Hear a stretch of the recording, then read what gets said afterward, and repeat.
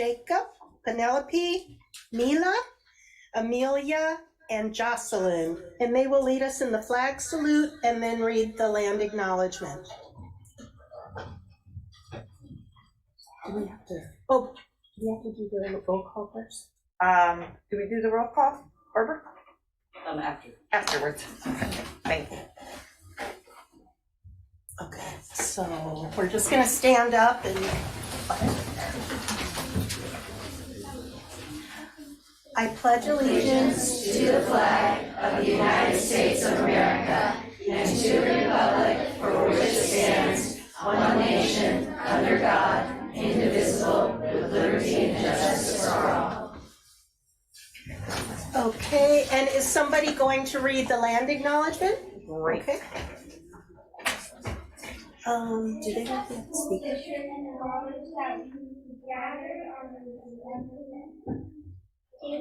Ancestral homeland of the Hermitage of Holy People. As guests, we humbly send our gratitude to the Hermitage of Holy Elders and community. We recognize that the benefits of living and working on a traditional homeland, and we affirm their sovereign rights as First People.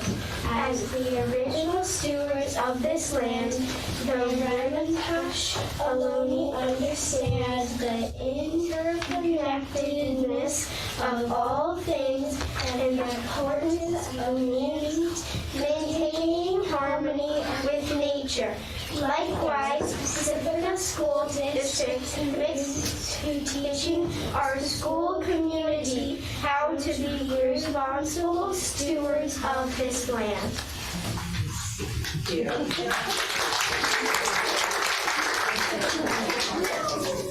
do you like to use this time? I bet you have a few things that you'd like to show us about what's happening in school. Who'd like to start? So we were in our variety show, and this is the song that we sing. We're going to sing a few planets and a few people. But I know you guys will enjoy it.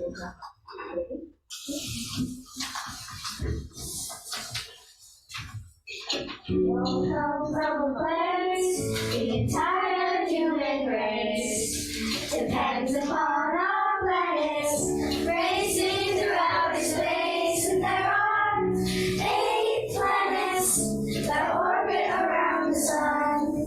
Come on, we'll introduce you and name them one by one. Mercury, Venus, Earth, and Mars, Jupiter, Saturn, Uranus, Neptune. Mercury, Venus, Earth, and Mars, Jupiter, Saturn, Uranus, Neptune. I'm Mercury, smallest planet you see. You humans can never live on me. My attitude's too thin and I orbit too fast. My days are long. About 60 Earth days are artifacts. I am Venus, my atmosphere's super hot. I swim backwards the way indeed. Earth is not. I am closest to the Earth in distance and size. I have no moves, I hope you can sympathize. I'm Earth, the planet that you're on, you know. I'm terrestrial, but covered in H2O. I collide with things that I can't avoid. But my atmosphere protects me from meteoroids. I'm Mars, and you can jump higher on me because I have a third of Earth's gravity. I hear you plan to visit soon. I'll be your first destination since the moon. I'm Jupiter with my 79 moon crew.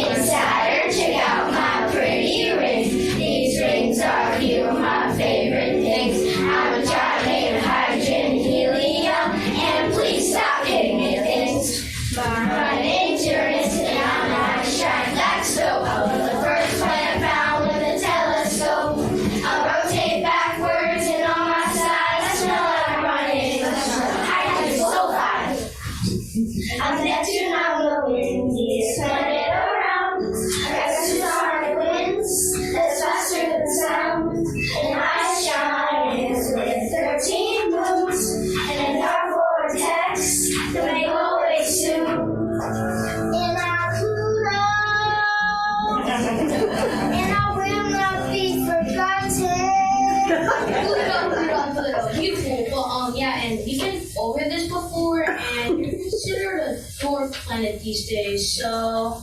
Dude, I'm the biggest object in the Kuiper Belt.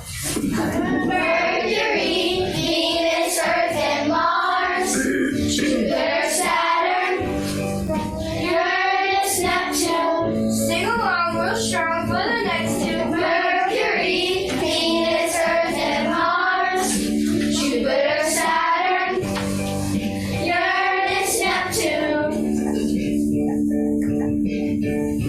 And I guess not Pluto.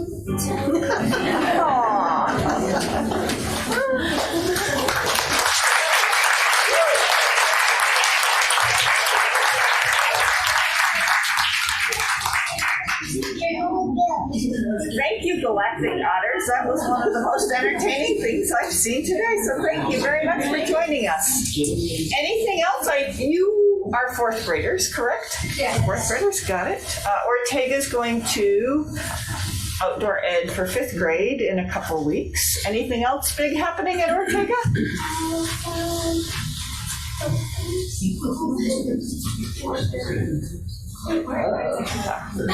All right, well, we appreciate you coming here to share this with us and start our meeting off on the right foot. So while you're welcome to stay for the entire meeting, that certainly is not required. So if you'd like to very quietly head on out, we appreciate you being here tonight. Thank you.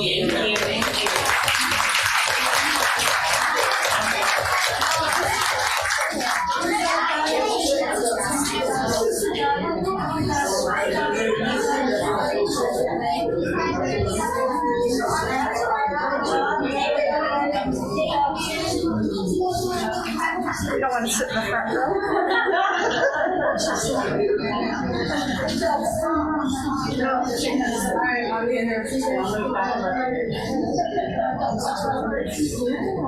All right, Barbara, would you like to take roll call? Yes, trustee Verdal. Here. Trustee Burkini. Oh, I'm sorry. Trustee Burkini is absent. She is. Trustee Todd. Here. Trustee Patel. Here. Trustee Villalobos. Here. The district records the audio portion of the meetings. All recordings are kept in the superintendent's office for 30 days and are available during that time period for inspection by members of the public on district equipment without charge. In-person speakers wishing to address the board on agenda or non-agenda items, please complete a request card with your name on it, address, and the item number, and submit it to the board president or the superintendent. You will be called to address the board and may speak for up to 3 minutes. Virtual speakers wishing to address the board on agenda or non-agenda items, please submit your first and last name and agenda item you wish to speak on in the Q&A area of the webinar. Please do not submit comments or questions in the Q&A area. You will be called to address the board. Your microphone will be unmuted and you may speak for up to 3 minutes. After you have spoken, your microphone will be muted. Approval of the minutes, and this is an action item. Dr. Olson? Are there any questions regarding the minutes? No. Okay. I'm sorry. Do I have a motion to approve the minutes of the February 8th, 2023 regular Board of Trustees meeting? I'll make a motion to approve the minutes. I'll second. And Barbara, will you take a vote, please? Yes, all those in favor, please raise your hands. Motion passes 4-0. And approval of the minutes of February 8th, 2023 special meeting. It is recommended that the board approve the minutes of the February 8th, 2023 special meeting. Are there any questions regarding these minutes? Do I have a motion to approve the minutes of the February 8th, 2023 special Board of Trustees meeting? I'll move to approve the meeting minutes of the special meeting. February. I'll second. Okay, and Barbara, can you take the vote? Yes, all in favor, please raise your hands. Motion passes 4-0. Thank you. Approval of the agenda and consent agenda. All items on the consent agenda will be approved with one motion. which is not debatable and which requires a unanimous vote for passage. If any member of the board, the superintendent, or the public so requests, any item shall be removed from this section and placed in the regular order of business, following approval of the consent agenda. I request that agenda item 6E, resolution 2023-308C, relating to the elimination or reduction of certificated employees, be removed from the agenda as it's no longer pertinent. Are there any questions regarding the agenda or the consent agenda? Okay. Do I have a motion to approve the agenda and consent agenda? A motion to approve the agenda and consent agenda. Second? I'll second. Okay, and Barbara, can you take the vote? Yeah, all in favor, please raise your hand. Motion passes 4-0. All right, communications. Speakers wishing to address the board on agenda items or non-agenda items, please submit your first and last name and agenda item you wish to speak on in the Q&A area of the webinar. Please do not submit comments or questions in the Q&A area. You will be called to address the board. Your microphone will be unmuted and you may speak for up to 3 minutes. After you have spoken, your microphone will be muted. LSEA?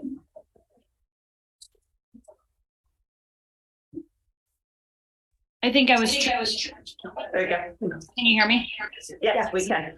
Okay, I'm echoing here, but no, maybe now I'm not. This is a long one. Sorry. All right.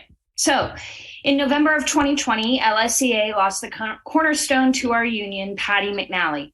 She was a celebrated educator in Pacifica for 45 years.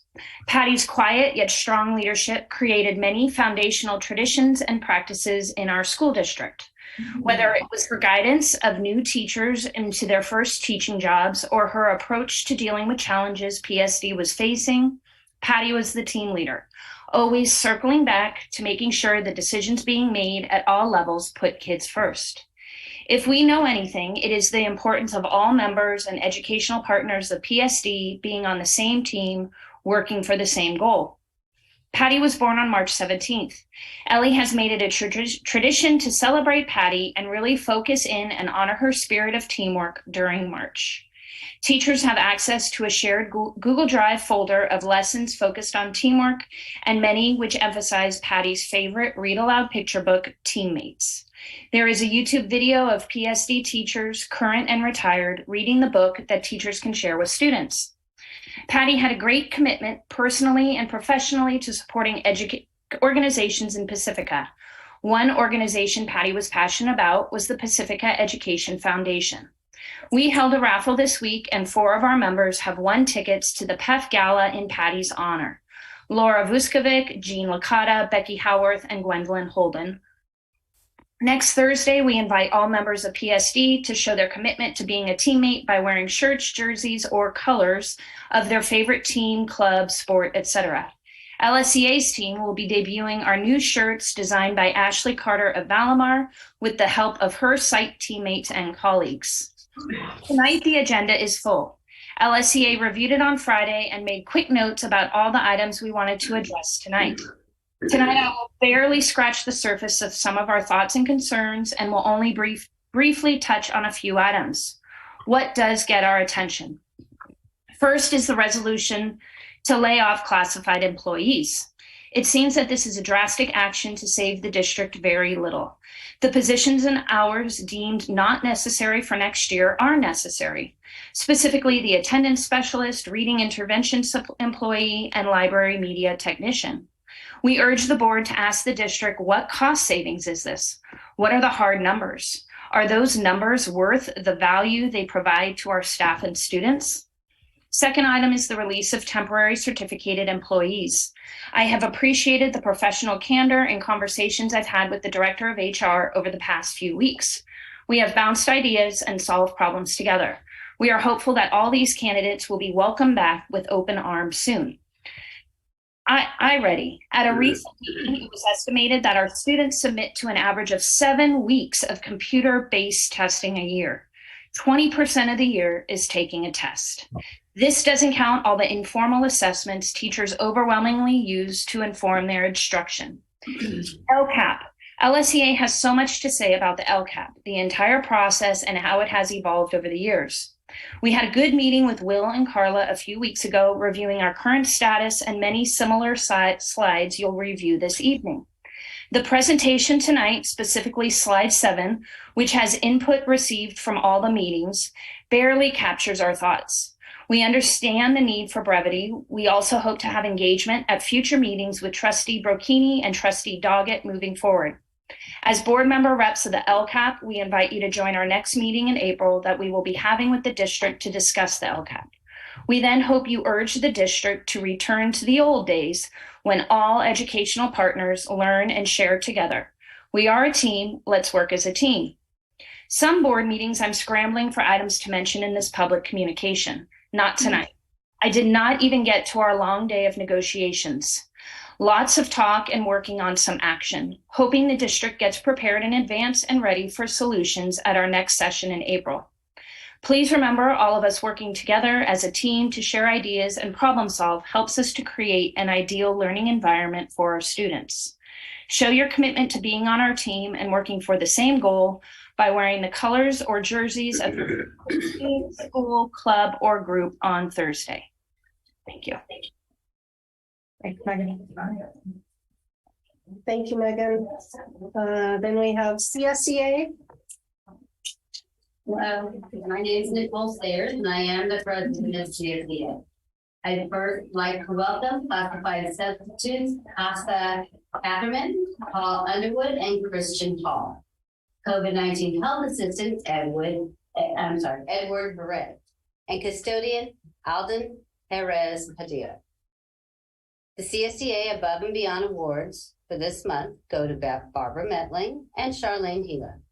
Barbara Metling is the attendance specialist at Ingrid B. Lacey Middle School. Barbara has been a dedicated Pacifica School District employee for over 24 years and in her current position since 2003. Charlene Hilo is a school secretary at Ingrid B. Lacey Middle School. She has been a longtime district employee in her current position for over 16 years. Both Barbara and Charlene consistently go above and beyond to serve their school community. Their tenure, commitment, and hard work are appreciated. They not only perform their duties with dedication, but they have stepped up during Principal Little's leave to ensure that things flow smoothly for the Ingrid B. Lacey students, staff, and community. So tonight you are being asked to adopt resolution number 2023-3-08A to lay off or reduce hours of permanent classified employees as indicated in the resolution due to lack of work and or lack of funds. I'd like to thank Carla Chavez Torres for working with me collaboratively on this matter. Layoffs, position eliminations, and hour deductions are serious to our members and to the proper functioning of each school site. On Friday, March 3rd, Carla and I met with CSEA members involved in this. We listened as each person told us how they felt about their position and how much they liked working for the school district. We were able to let them know that their option, know about all of their options and told them that we would follow up if they had questions or concerns. We are in the process of helping all the COVID-19 health assistants attain new positions so that we don't lose these talented people who are being laid off.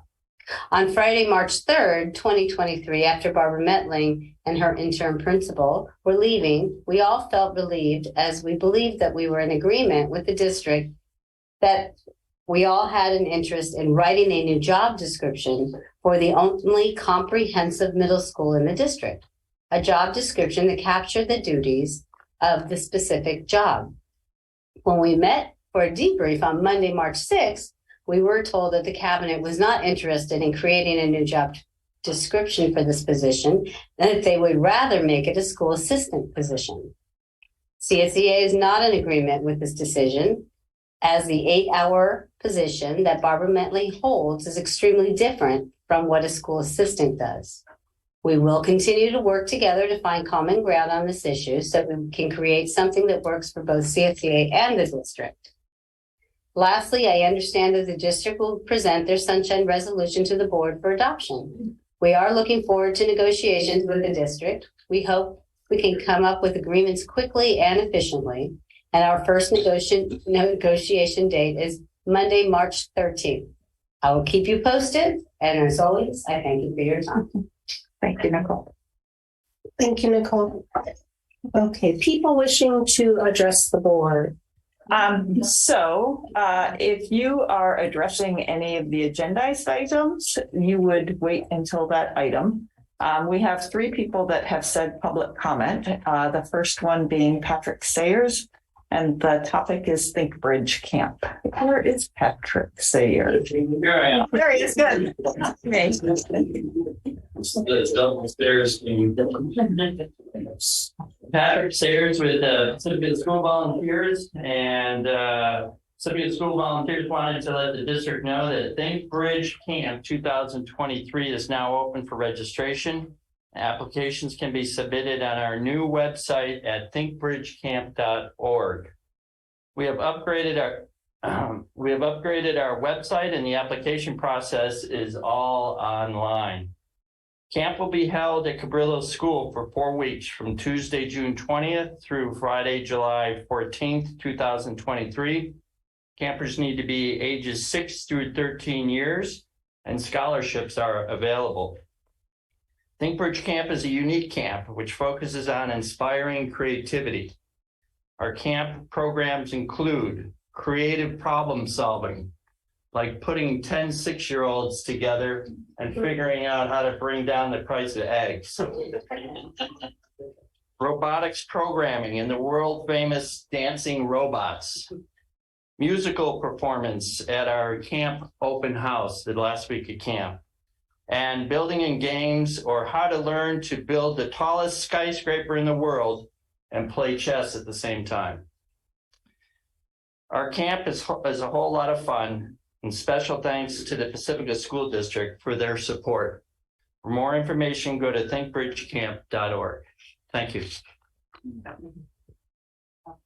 So there are 2 others that are Janelle Jones and Rachel Merlot. You are speaking on topics that are not on the agenda. So can you make it read? My child is here and I don't want her to have to stay. Can I just speak in a moment? Okay. I'm so sorry. It's okay. So she wants to talk about an agenda item during public comment. Rachel, I know, it's just the procedures that we have with the Brown Act we have to follow. Okay. Is there anybody who could read it for you? No, it's okay. I'm just gonna then zoom in. What's that, zoom in? Yeah, absolutely. Okay. Yeah, Okay. thank you. Sorry. Janelle, your Okay. So C was not removed from the agenda. C was not removed. It was the certificated reductions. Okay, so I'd like to speak then. Okay, so you would like to speak at that time. Okay, perfect. Let me move that over there. Thank you. And Rachel is gonna go online. Okay, thank you. We do have some people online. It's about an hour, right? Probably. Probably. I'm sorry. And Gwendolyn Holden would like to speak, and so we can call her up, but let's also confirm that she's not speaking about an agendized item.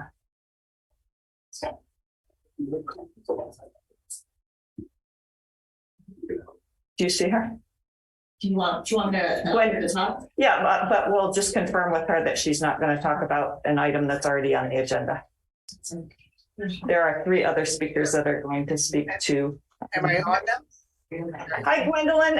So the issue is that this is public comment for items that are not on the agenda. Right. So then the question is so the Barbara Metling, the reduction of the position at IBL is an agenda item? It is. So that will happen a little bit later in the meeting, okay? Yep, sounds good. We'll call on you then. Thank you. Okay, thanks, bye. Okay. All right. Correspondence. I received quite a bit of correspondence today from mostly IBL staff regarding the reduction of the position. Anybody else? Hi. Yeah, I also received a lot of correspondence regarding the layoffs. And what I really wanted to say, because I'm not going to respond to all of it, but schools are underfunded. That's just a fact. And we need more people, not just parents, teachers, but we need more people to reach out to our state representatives and our governor and really advocate for better school funding. It's not fun being in a position where we have to make decisions that affect people. And we make those decisions because we have to, but it's very difficult to sit here and read and know what's going on. And even I know the people that have worked here, they've even worked with my own child. It's an uncomfortable thing, but I hope that everyone, works hard to get school funding, not just here, but at the state level and at the federal level. We need advocates really working to get our schools funded properly. So I just wanted to say that because I'm not going to write an email to everybody, but I wanted to get that message out that this is what we really need. We need real advocates for school funding. Elizabeth? I received some similar emails, so. Edie? Similar emails, and I would echo what Trustee Doggett mentioned, especially at the state level. We'll see some further financial implications later in this board meeting. And I think that the burden of managing and thinking about the long-term sustainability of this district is becoming harder now that the funding from COVID is dissipated effectively. And Pacifica, as everyone knows, is actually a significantly underfunded district compared to our peer districts in San Mateo. So I would also advocate at the state level, looking at the funding model and looking how it affects districts like Pacifica is really, really important. And then I also met with Superintendent Olson, I believe February. We're going to talk about sorry. Still learning the ropes. I too received 6 employee emails who wrote about the attendance specialist position, and they're in support of keeping the position. And I can only echo what they've said about our situation and funding. And sometimes as a board member, I just want to, advocate for more money, but, I'm just wondering, I can't do that by myself. It has to be almost like an all district thing with employees, parents, staff, everybody, so that they know that this is something that we really need. And maybe that's something, that we can discuss later. But one of the employees did just want me to reiterate, how important that position is to IBL. Maybe we can have more discussion when that number comes up. All right. And board superintendent communications. I'll start that one. I've met with all of you in the last 2 weeks, just to kind of keep you up to date. This is the period of time where things go very quickly, and just making sure that you had all of the information about the work that we're doing in the next several weeks. Anybody want to start? Well, I met with Dr. Olson. I don't really have anything to add beyond that. I had several workforce housing meetings, a CPAC meeting where they had wellness and a presentation by a local chiropractor, and also had the CPAC social where the parents get together, and then been helping out with the marching band at IBL, and we had attended the music meeting with the band directors and met with Dr. Olson. Needy? Met with Dr. Olson. I also met with Dr. Olson and I attended the parcel tax meeting. This is a meeting where we have to be accountable to where the funding is going because it's everybody's money. Some of the things that they are using is for 5 teacher salaries, the library, outdoor ed, to name a few, the garden. I also caught the ending of the Ortega Talent Show. And the reason that happened is because my daughter, who's an alumni of Ortega, wanted to go even though we were running late. And so there we were. And that's it. In the communications, just want to make a plug for the PETS Gala, one of their largest fundraisers this year. It's on the 17th of March at Skyline College, and there are tickets still available. Okay, district goals. The district values the goals provided in our local control accountability plan, LCAP, and the strategic plan. All of our district board agenda items are tied to these goals. One or more goals are listed in the description of each board agenda item. The details for each of these district goals can be accessed on our district website at www.pacificasd.org. A, district proposal for the 2023-24 school year negotiations with CSEA, and this is LCAP 1 goal, governance. And this is an action item, and the speaker is Dr. Torres. Good evening, Board of Trustees and Superintendent Dr. Olson. It is recommended tonight that the Board of Trustees adopt the initial proposal of the Pacifica School District for the 2023-2024 school year successor negotiations with California School Employees Association and its Pacifica chapter number 128. The public notice provisions of the Educational Employment Relations Act requires that Pacifica School District give public notice for their initial proposal for 23-24 school year successor negotiations. The initial proposal is attached to the agenda for review by the Board of Trustees. And the 3 articles that we're proposing to review is Article 10, compensation, Article 8, hours of employment, and Article 13, sick leave bank. If you have any questions, please let me know.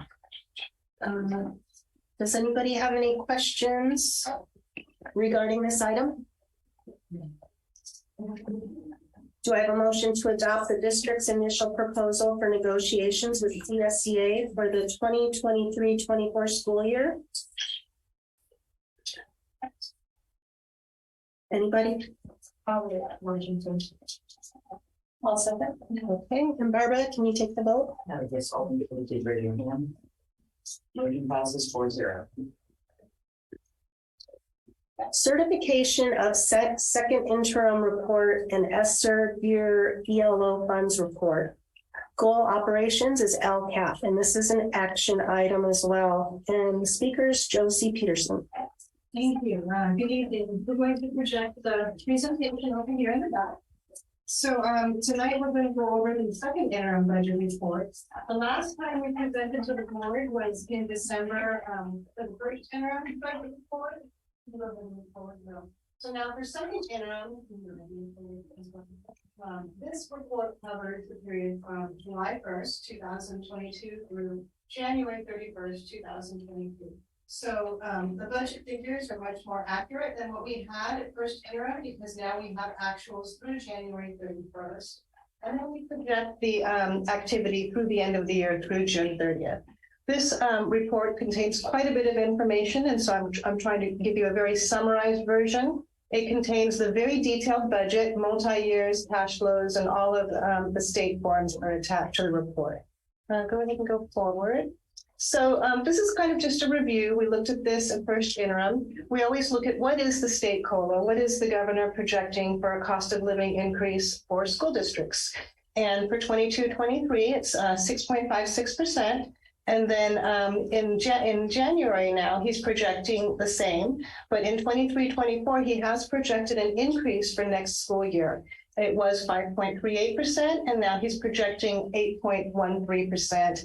And then he projects a decline the following year. Now, a little bit of caution on the governor's January proposal. When he made his proposal, he made some pretty positive assumptions about the state revenues. And since then, there have been some actual revenues at the state level, and I'll show you some in the future slides that they're not as high as he had projected. So just kind of make a note of that and go ahead and go forward. So we've talked a lot about state revenues, local control funding formula, and that is how Pacifica School District is funded. We're funded based on the kids that attend school every day. And the formula takes into account their grade level, and it accounts for class size. We do receive additional funding for students that are English learners, low socioeconomically disadvantaged, foster youth, and that we are totally dependent on state funding. Now, in San Mateo County, a lot of school districts are funded what's based on community funding. So when you take the formula, and this is a very simplistic explanation of how many kids are in their seats for the school year times the dollars per student, and then you compare that to your property taxes, Pacifica does not receive more property taxes than what the formula allocates. Other districts in San Mateo County are high wealth property tax school districts. And so their property taxes are much more than if you took how many kids they have times the state dollar amount. And so Pacifica is in a very difficult situation, being in San Mateo County, being one of the lowest funded school districts. And some districts, they flip in and out between, community funded and LCFF funded. Pacifica is not close to flipping to community funded because our property taxes are just not high enough at this time. So go ahead and go forward. Other state funding, I just want to point out what's changed. Since first interim, the thing that's changed is arts, music, and instructional materials, which we had projected to receive $1.7 million. When Governor Newsom made his January proposal, he did note that some of the state revenues were lower than anticipated. And so this is, one of the state's funny ways of making up for lower funding. He is going to pay us the full amount of the $1.7 million this year. But then when we close our books in June, he's going to ask us to pay back 1/3 of those funds. And so that is about, 1/3 of 1.7, and then we're going to have to set up like an accounts payable for that at the end of the year. Now that could change in May when he does his May revision, but at this time we did take the funds out just to be conservative. And go ahead and go forward. Just a review of our revenues just demonstrates that we're so highly dependent on state revenues. The big blue portion of the pie chart is what's called the LCFF funds. We do not get that much in federal funds. It's very little. The 5% other state revenues is like your lottery and some other categorical funding. And then the local revenues is the parcel tax, and then Pacifica Education Foundation, the school's mini grant, and the band account fundraisers. Go ahead and go forward. Expenditures. Now this is a breakdown of all of our expenditures, and you can see that 71% is employee compensation. Now that's low compared to, and we'll go further into that as we look at our expenditures, but that is a low percentage when you compare it to prior years. We used to be more in the 85% range when it comes to employee compensation. So for certificated compensation, it's 44% of our expenditures. Classified is 19%, administrators 8%. And when we talk about compensation, that's total compensation. So that's the employee's salary, the retirement that the school district pays on behalf of the salary, that's called STRS for teachers and PERS for classified, unemployment, workers' compensation, health benefits, dental benefits. That's what's included in total compensation. The other categories of our expenditures, books and supplies, is really only 4%.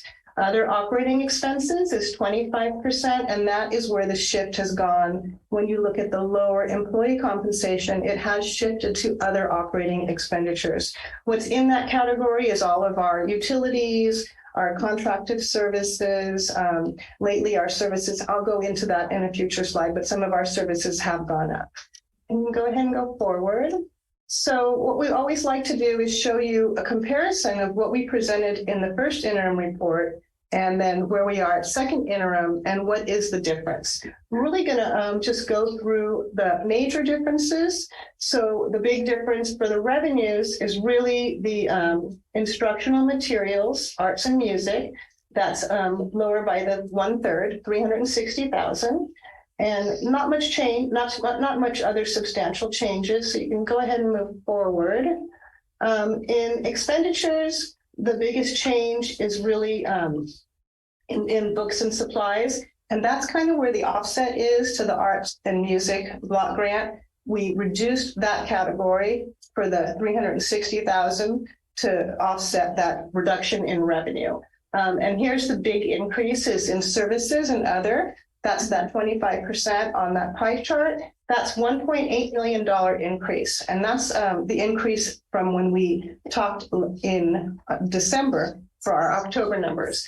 So those increases are in special education settlements, student support services, contracted positions for both certificated and classified, cleaning and maintenance repairs. And I know there's another presentation that John's going to explain some of those increases when he talks about special education later on this evening. And then other outgo is the county services. We had a decrease in county services because we don't have a lot of county services at this time. You can go ahead and go forward.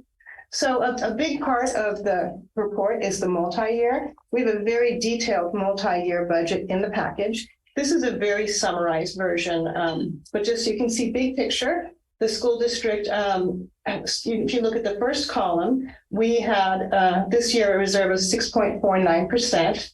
We are going into deficit spending of about 500,000 and going forward in the multi-year. And so you can see that the reserve is declining. And in 24-25, we're looking at just over the required percentage for school districts, and that's 3.65%.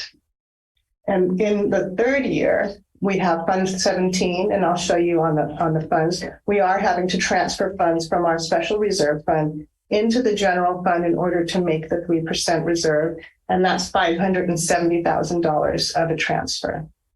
You can go ahead and move forward, Will. So here's the other district funds, and I'll go through them and explain what other funds the district has. The general fund is what we were reviewing in detail, and the ending balance in this fund is the 3% reserve. And then we have restricted funds, and those are all of the expanded learning opportunity, federal and state funds. And then we have an unassigned balance of $657,000.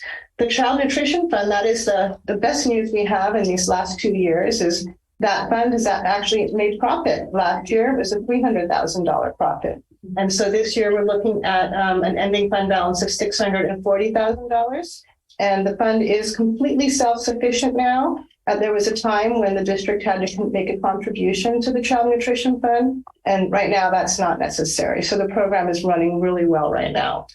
Deferred maintenance, this is another area that we really need to look at, is the district just has not had funds set aside for the things that need to be fixed around the district. And this year we've had several. We had a gas leak at Ocean Shore. We had a gas leak at Sunset Ridge. We had a lot of plumbing, roofing, and trees. The state used to fund deferred maintenance, and the state no longer funds deferred maintenance. This year and last year, we had to transfer $200,000 from the general fund to work on all of those things that needed to be fixed. So that fund really carries no balance. It's based on how much gets transferred from the general fund, and there's just over $20,000. Fund 17 is the special reserve fund, where the board has a designated additional reserve. Right now, it's about 1.89% reserve. And then the next category is retiree benefits. This district funds employees' retirement when someone retires and they meet certain qualifications of employment. And the district pays for the employees' single medical and dental benefits for 10 years after an employee retires. And then in addition to that, there is a minimum amount the district continues to pay for the lifetime of the employee for their health benefits. And so in that fund, we have $900,000. If you look at the actuary report and what, if you were a company and how much money should you have set aside for your employees' benefits, it would be more in the tune of $14 million. So what we carry here is about 1 year's worth of payments so that we always have enough money to pay for at least 1 year of retiree benefits. It's not best practice, but that is what you call the pay-as-you-go method, and that's how we're operating at this time. So the building fund, this is, everybody sees all of the wonderful improvements that we have going on across the district, especially here at Valleymar this year. And that is, thankful to the taxpayers for passing the bond measure.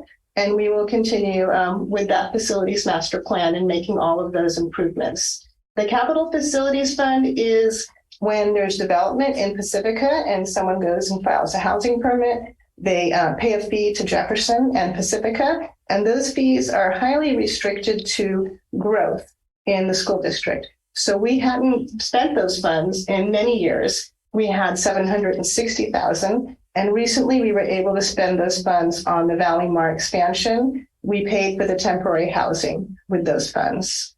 And then the last fund is special reserve for capital outlay. This fund is where we put the sale of site for Fairmont School. And we are also managing our workforce housing costs through this fund. We were able to get a loan from HART. It was carried in this fund. And the board has kind of designated this as a small reserve for workforce housing once the project gets up and running. So that's really a summary of all the district funds. We can go ahead and go forward. So one of the things we need to do is determine if the school district can meet its obligations in the current fiscal year and 2 years going forward. So at this time, we are filing a positive certification, but there is a lot of caution in this budget report because there is deficit spending and it's gone up by, our expenditures have gone up, and I showed that to you in the differences, the 1.9 million of other operating costs. So what we've done in this report is we've had a lot of increased services to students, and we were able to fund some of those costs with one-time funds that we received from the federal and state government this year. The caution here is those services are really not going to go away. The students are still going to need the services. So when we go through our budget process in May, we could possibly be looking at a qualified, even a negative certification, if we cannot look at our expenditures and bring some of those costs down, or if the state revenues are not increased, or if the governor's COLA is less than what he's proposing at this time.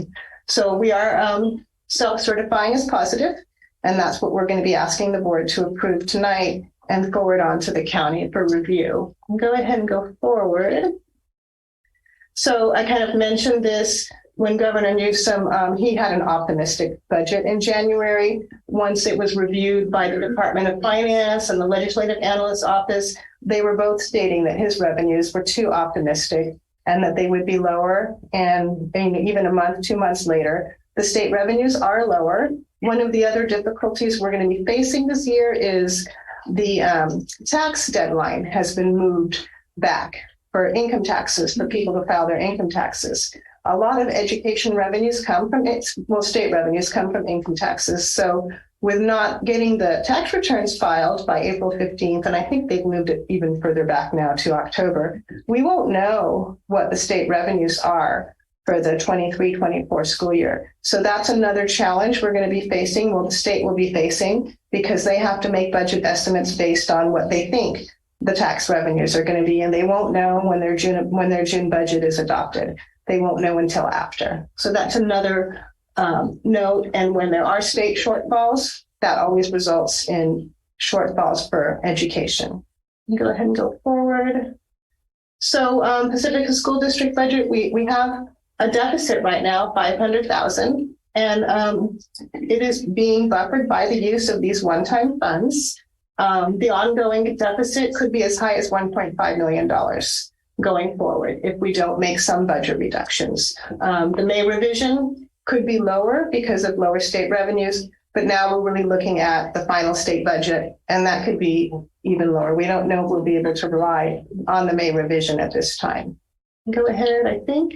For the budget portion, that is all. I do have some additional things to report, but I'd like to see if the board has some discussion or questions about the budget. Just a question. How far off are we from being supported by property taxes? We are very far off because right now we're receiving 0 property taxes because it's 100% LCFF funded. And the reason that is because San Mateo County is so unique. When they distribute property taxes, it's all 23 school districts. And right now we're not receiving any property taxes because of the way the formula is working. So it's not projected at any time in the near future. Thank you. Josie, how does this, can you also layer on a perspective on enrollment over this time frame for Pacifica, since our funding is very much tied to students, both in number and in student group and type? That's a great question. So we've been down 300 students since, I guess, before COVID. And it has not increased. It's still steadily declining. Our enrollment, and more importantly than the enrollment, our attendance has declined substantially. There was a time we had a 96% attendance rate, and we're down to 93%. Luckily, the state is giving us a little bit of a leeway. They're taking a 3-year average to kind of cushion the decline. So you might not see as drastic a decline in our calculations, but the decline, it is a large decline. And to clarify that, attendance, we're paid on average daily attendance. We are funded on average for the more important when kids are in school, but it's been very difficult with COVID to get kids in school. People are sick. Does anybody else have questions? Okay. I think this is really important information, and if we think about the next part of the presentation, so we will need to take action on this, so that's a part we can't forget at the end of this, but we did want to put some of the one-time funds because that was a question, and we have really been buoyed by the one-time funds. I mean, if you'll think about where we were 3 years ago at the same meeting at Sunset Ridge, there were a reduction of a number of positions. It was a very, very difficult situation. We made a negative qualified budget, and that was a very challenging time. Then we hit COVID. It looked very bad essentially, but then a bunch of money came in and that helped us. And we used the money. We used the money for services to students, but it does hide a problem that we have, which is we are spending more than we have in our typical revenue. So Josie, if you will get the next set of slides to talk about the one-time thank funds. you. And when the board does vote to approve, the one form that I would encourage everybody to spend time looking at is called the certification of the interim report. And it has a bunch of categories, criteria and standards review from the state. And it talks about what standards are met and what the fiscal indicators are. And so I think this would be an important page to look at when you have time, and also the detailed multi-year calculations for the district. So thank you. I'll go ahead and go forward. There's just a couple. One quick question, sorry. Just since you've been CBO for a while, have we had a negative qualified qualification before? Not a negative. We did have a qualified certification. Was it 5 years ago? I believe. 4. 3. Okay. Right before the pandemic. Right before the pandemic, we had a qualified first interim report, I believe, where we were deficit spending. And so we filed a qualified report, and we came into a windfall with COVID funds. And that pulled us out of the qualified status. And then we went through COVID and got the ADA relief and all of the relief we received for 3 years now. But that is a very good question. Only one time since I've been here have we had this type of report. Which is actually amazing, as tight as things are, that hasn't happened more frequently. And I think that, so I think the interesting piece about that is that was the trajectory. Then we had the one-time funds, which delayed us from having to deal with that trajectory, but now it's upon us. Yes. Thank you. Good point. So now we'll look at the two categories that the trustee asked us to review is the ESSER and GEARS funds. So if we go forward, elementary and secondary relief funds, that's what ESSER stands for. And these are the federal funds that came to us during COVID. And they came in various categories, ESSER 1, 2, 3, and So initially, we received 82,000 right in the beginning of, it was March 2020. And that was, as we were in COVID and we were trying to bring employees back. We paid out some employee compensation as we were going through distance learning. There were some stipends for employees. And then we had additional distance learning and support. We paid for safety and personal protective equipment.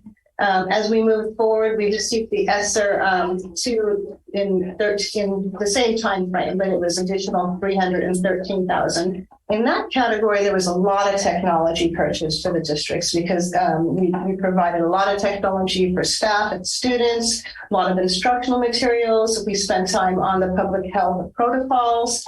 We hired the COVID health assistants. And we spent money on the HVAC, air quality, and additional protective equipment. When you move into ESSER 3, we continue to pay for the COVID health assistance and air quality and PPE and cleaning services as we came back to school. And then what came upon us was the ELO grant ESSER 3 for $476,000. And this is where we're using these one-time funds to help us with the student supports that have come in. And John's going to go into more detail in his special education. But we do have a lot more students needing services and special education. And part of that $1.5 million deficit is here. There's $476,000 supporting barriers to learning. And so those funds are ongoing and they're being paid. The expenditures are ongoing for the students, and they're being paid for with one-time funds here in the ESSER category. All of these funds are spent, and that amounts to $1.6 million of ESSER funds. And then the next category is GEAR, and that's the Governor Emergency Education Relief. Again, this one is geared towards special education. And this wasn't a lot of funding, but it did help a lot. 150,000 additional academic services to address the student learning gaps, additional instructional materials and supports. And then Gear 2, accelerating progress to closing the learning gaps, integrated student supports to address other barriers to education. The total GEAR funds are spent, and that's $212,000. And those are the two main categories that we were asked to address tonight. So we can show you how those funds were spent. Thank you, Josie. You're welcome. Does anybody have any questions?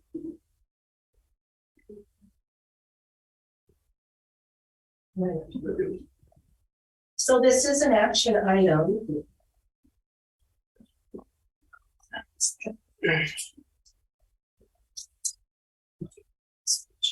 There you go.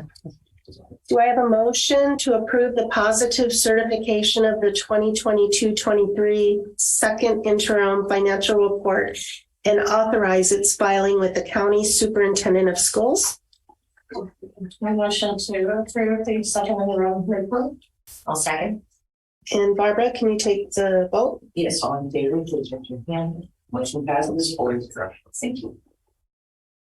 Okay, C, resolution number 2023-03-08A to lay off permanent classified employees, goal operations. And the speaker is Dr. Torres. Good evening again, Board of Trustees and Dr. Olsen. It is recommended that the Board of Trustees adopt Resolution 2023-03-08A to lay off or reduce hours of permanent classified employees, as indicated in the resolution due to lack of work and/or lack of funds. This resolution is being brought to the Board at this time due to the provisions in Assembly Bill 438. Assembly Bill 438 revised and recasted provisions relating to the layoff of classified employees of school districts to require certain notices and opportunities for a hearing when a permanent classified employee's services will not be required for the ensuing year due to lack of work or lack of funds.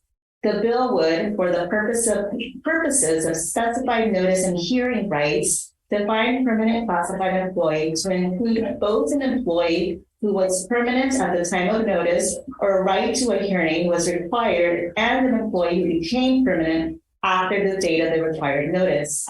The intent of the legislature is to provide permanent classified school employees and those who become permanent classified school employees with the same rights to notice and hearing with respect to layoffs as are provided to certificated employees of school districts, including teachers and administrators. In the resolution, you will find 6 positions that are being laid off and 1 position being reduced in hours. We have met with each employee being affected on Friday, March 3rd in partnership with CSEA, and we continue to collaborate with CSEA regarding next steps. Please let me know if you have any questions. There's quite a bit of public comment. Do you want to go to the next question? Your choice. We should do public comment first. The first one is John Whiteman.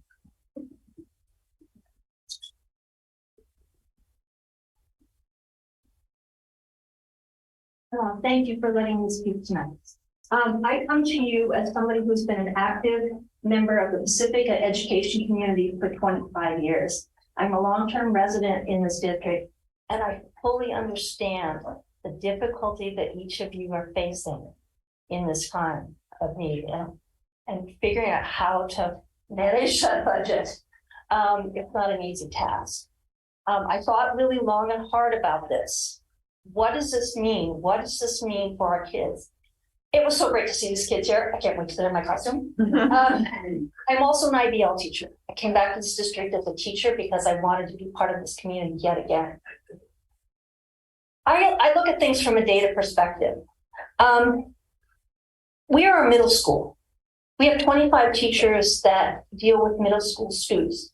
Over half of the students, middle school students in this district attend IBL. So if you look at from the district perspective overall, you have 25 middle school teachers at IBL, maybe 23 if you take the RSP teachers out. You have 6 middle school teachers at Cabrillo, you have 5 middle school teachers at Baltimore, and you have 4 middle school teachers at Ocean Shore School. Okay, I bring that up because you need to look at middle schools. We take attendance 6 times a day. We have to make sure our kids are moving between classes and showing up where they need to show up. It's almost a full-time job just to keep track of the kids. Middle school kids tend to be a little bit more transient. They come to school on buses, they come to walk, they ride their bicycles, right? They're involved in a lot of more coming and going at schools, orthodontics appointments. We have kids that are in counseling, doctor's appointments. There's lots of kids coming and going. It is super important for the safety of our kids to know where they are at all times. We need someone at our schools that can do that. This is about a school student safety issue, knowing where they are. I mean, yesterday was a perfect example. We had the Ortega and Sunset Ridge kids, 5th graders come toward the school. They were all excited. We released some of our kids to do a band concert, figuring out, were they absent? Were they in the band? Making sure they're where they are. This is important. The other piece that's super important about this position is keeping our attendance accurate. We need to pass our state audits. This is not easy. It's not a one check them in the beginning of the day and they're here all day. We need to know where they are and what they're going. 30 seconds. Okay, I will wrap this up. So the other part of this job is the Jupiter support. We also have, that's our grade system, managing all of that. We have to do that for all 500 kids. The other schools do not. They only have a portion of their students that they're doing it for. The other piece that I would like to attend to is, I lost my train of thought there, is that we need to make sure that our kids are taken care of. And I will tell you that when I call down to the office and the principal's in the meeting, the assistant principal in the meeting, the counselor's in the meeting, it's the attendance specialist who's there to back us up and make sure that our kids are safe. So I just really want you to consider this decision, and I would highly ask of the board respectfully that you make a amendment to this resolution and remove the attendance specialist position from this resolution. Thank you. Thanks, John. Nicole Ortega.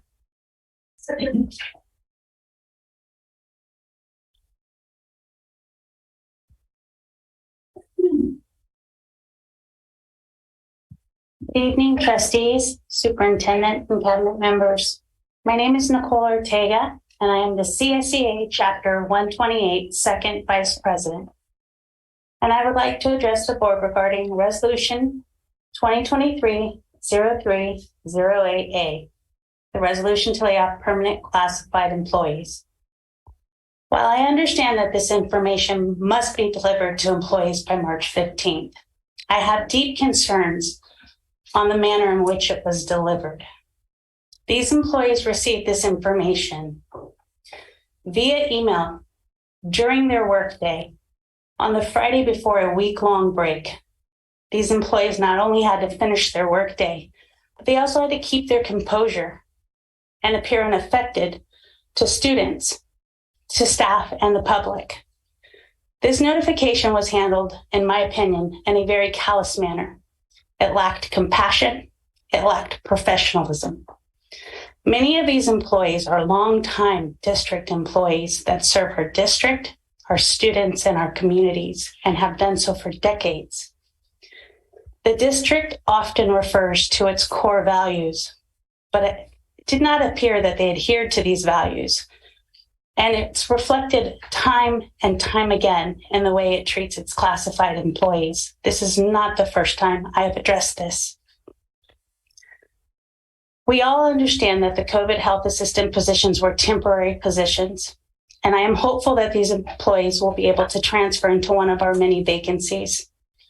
The proposed elimination of the attendance specialist position and the paraprofessional reading intervention position and the reduction of hours to the library and media technician position would be a tremendous loss to our district. PSD classified employees are still the lowest paid classified employees in San Mateo County, while our administrators are not the lowest paid administrators in San Mateo County. These proposed cuts will not help the district achieve their long-term financial goals, but they will have a deep and long-lasting negative impact to our students, our staff, and our schools, and our community as a whole. We need leadership that will budget for the current positions we have, fill the vacancies that remain with permanent employees and not contractors, and find new funding sources to bring money, much needed money, into our district that are not just bonds and more parcel taxes. We are classified. We are small, but we are mighty. We stand together with our members, and we ask the board not to approve Resolution 2023-0308A. I thank you for this time to speak to you. Good night. Thank you, Nicole.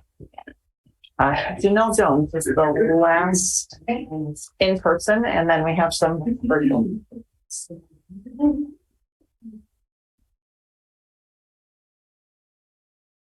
Good evening. My name is Janelle Jones. I'm a paraprofessional at IBL, and I'm also a substitute teacher. And I also chaired the bond measure that brought $55 million into our district. Several people have spoken to you tonight and written about how much we depend on Barbara Metling at IBL. And anyone who would spend 15 minutes in our main office at IBL would never disagree with that, because it would be apparent to them immediately. I want to speak to you about how the elimination of Barbara's job was handled by the district and the ripple effect of how that action will have in our community forever. It was the Friday before the President's Week off, and the Director of Human Resources was on our campus and wished Barbara a wonderful vacation. Several hours later, Barbara received a form email from the district notifying her that her job was being eliminated for the next school year. Barbara has been employed with the district for 24 years. Frankly, I am mortified to be employed by an organization that treats its long-term employees in this manner. It lacks human compassion, respect, and decency. I understand that there was an apology that followed this action, but it will not and it will never be enough. Nothing will ever make up for Barbara receiving that email and having to continue to work in the responsible, caring way that she does every single day. It is human nature for people to project onto themselves what is happening to others. Imagine the thoughts of all classified employees throughout the district when they heard what had happened to Barbara. If this is how the district treats Barbara after 24 years of service, what on earth is to stop them from treating any of us in the same manner? Not a thing.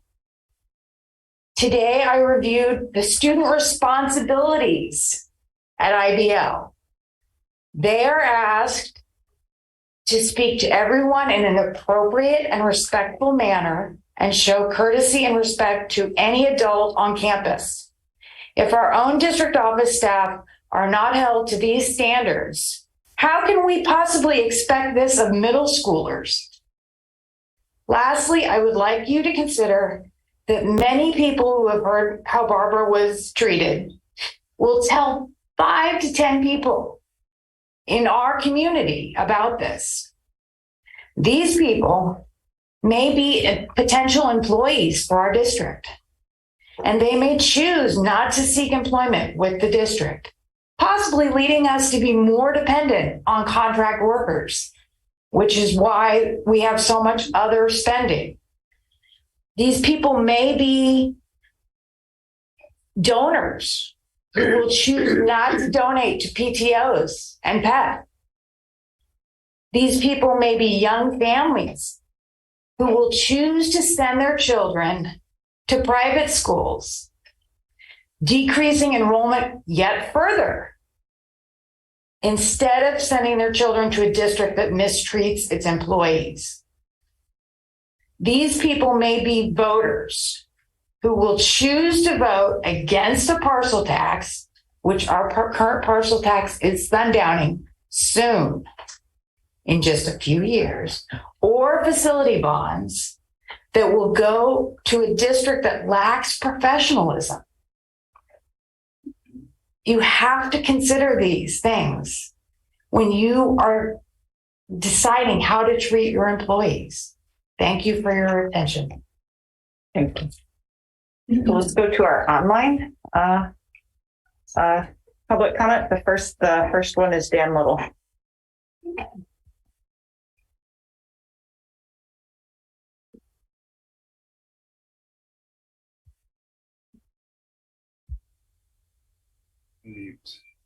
Good evening. Can you all hear me? Yes, we can. Good evening. My name is Dan Little, and I've been the principal at IBL for the past 9 years. Thank you for allowing me to speak on this agenda item. I am gravely concerned regarding the elimination of the attendance specialist position at IBL. This full-time position is vital to the functioning of the administrative duties required of a comprehensive middle school. It is my belief the district is unaware of the duties the attendance specialist has at the middle school. They are looking at a job description that has not been updated for 23 years and applying that to their budget equation. In reality, the position is transformed into something far beyond the antiquated job description. For example, the middle school, unlike the K-8 schools, takes period attendance. Period attendance must be rectified daily in order for the school to remain in compliance with the state auditors. This function alone cannot be accomplished by a 4-hour office assistant, as the district would like to believe. Further, the attendance specialist is responsible for running, printing, distributing, and rectifying grades in the student information system. The function of printing report cards and progress reports is the responsibility of the upper grade teachers at the K-8 schools.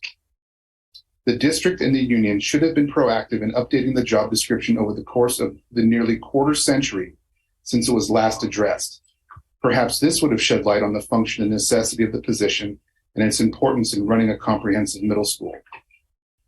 Instead of eliminating the position, the district and union needs to update the position responsibilities and rename the position to something appropriate to the function.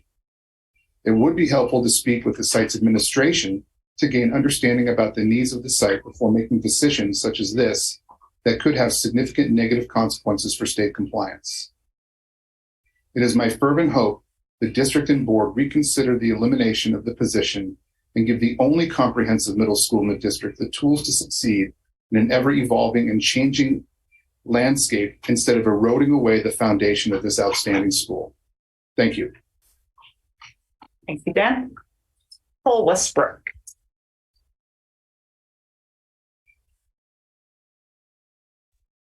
Hi, can everyone hear me? Yes, we can. Okay, thank you. First of all, thank you for letting me speak. I appreciate the opportunity. I also want to recognize the fact that I do understand the need for the district to find ways to save money. It's difficult, it's not an easy proposition. I understand that. However, we are the only middle school in the district. Eliminating the attendance specialist position at IBL seems very short-sighted. The job is far more extensive than just taking attendance, and all of those jobs will trickle down to an already stressed and overworked staff. I know you guys know we have trouble getting teachers as it is. This is just going to make things more difficult if the job at IBL is even more difficult. We rely on this position to hold our very large school compared to the rest of the school district together. And eliminating this position will incur greater costs down the road as people unfamiliar with the job leave things unfinished or unresolved in terms of our office running smoothly. Again, if you guys think it's an easy job, spend half a day down there in the office, and you'll see that this is a necessary job. It has to be there. If you need to describe it, if you need to make amendments to it, that's fine. But this is not just taking attendance. We do it every period. It is so important, as Joan Weideman said, to know where every student is every minute of the day in this large school. I urge you to please reconsider this decision and look for other ways to save money in this district. And I'll end with, as a teacher, we try to instill in our kids logical thinking. Where is the logic in reducing the resources we have while expecting higher scores on statewide testing and expecting our students to be highly academic in a school setting? It makes no sense to me. Please reconsider this decision. Thank you. Thank you. Charlene Hebo.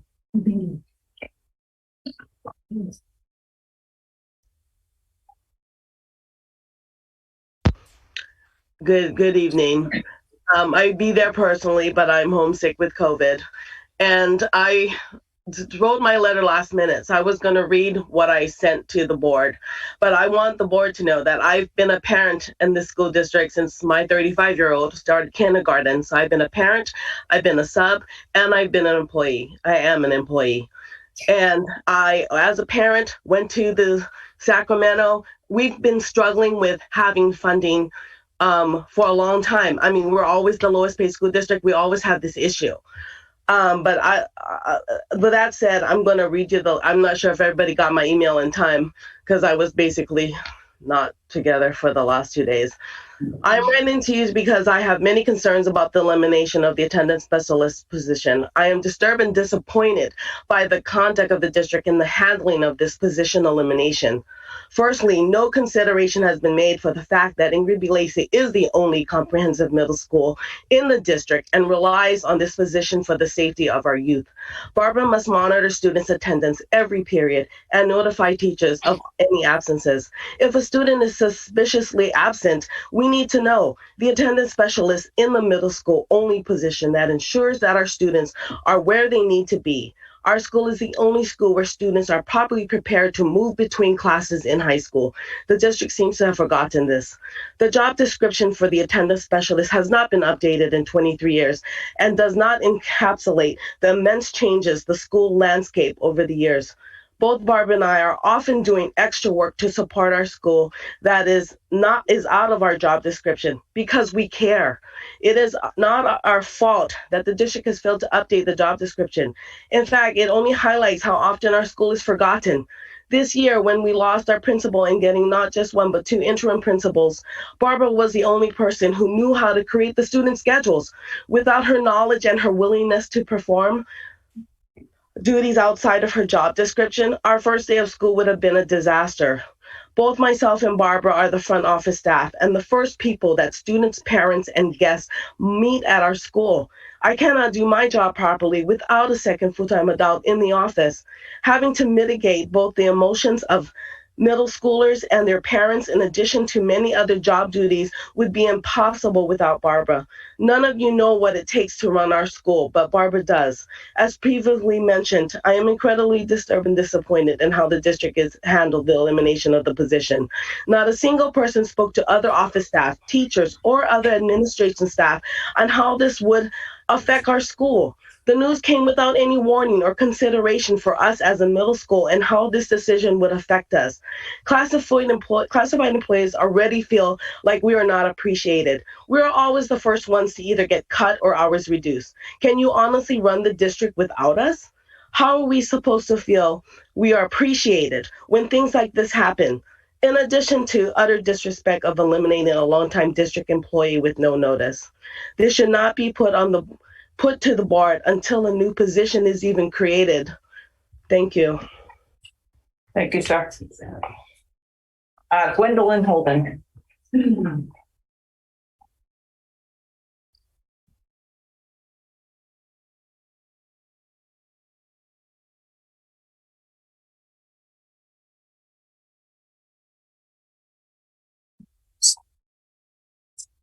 Still in there? Gwendolyn?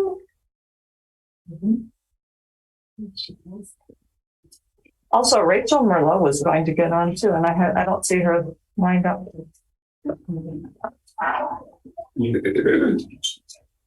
She's on there. There's a different one. Oh, there's two. Oh yeah, go to the top one. There we go. All right, there we go. I'm on. There we go. This is Gwendolyn Holden. Are we good? You're good. Okay. So yeah, I'm Gwendolyn Holden, 6th grade teacher at IBL, math and science. So, I was thinking about, we need to cut positions, and I was okay. I mean, it's not okay. It's not great that we cut the janitor position last year or the year before, because, I can sweep my floor once in a while. So, I get we need to cut positions, and I get it. We need to cut, we need to trim that budget, but I just don't see how it's going to work to cut Barbara's position. So I depend on her from about 8 in the morning to about 3:45 in the afternoon, because she's the gatekeeper in the morning. And so like when I get angry parents that want to come talk to me, she's the person that says, hey, this person wants to come talk to you, and is that okay right now? And sometimes it is, sometimes it isn't. So without her starting work at 8, that's going to be really problematic for me. And I do, 6th grade elective 6th period, and I can't tell you how many times I need to call her and say, hey, what happened to Susie Q? Where are they? And so if there wasn't somebody to answer that call, at about, I call it about 2:20, I don't understand how that's going to work, because if they've gone, how are we going to be able to keep track of these children? So that's my biggest concern, because I just think systematically it's just not going to work to have what I just heard was a 4-hour position, and I just don't see how that's going to work in a middle school, and with me trying to find children that are not in my classroom. And then also, so that's one thing as far as the position goes. The other thing is I just depend on Barbara personally for institutional knowledge. We always we got to get to know our students, and I can look in a CUME or I can ask Barbara. And that if I ask Barbara, I'm going to get way more information than I would ever get in a CUME, and how I'm going to be able to support these students, what's going on with their family life, where are they coming from? And if we let her go, then we're going to lose that institutional knowledge. And I get it that she's probably going to retire someday anyways, but why do we need to cut this short? And why can't we just keep her as long as we possibly can to keep that knowledge with us for as long as we can? So that's it. Thank you. Thank you. Michelle Gray.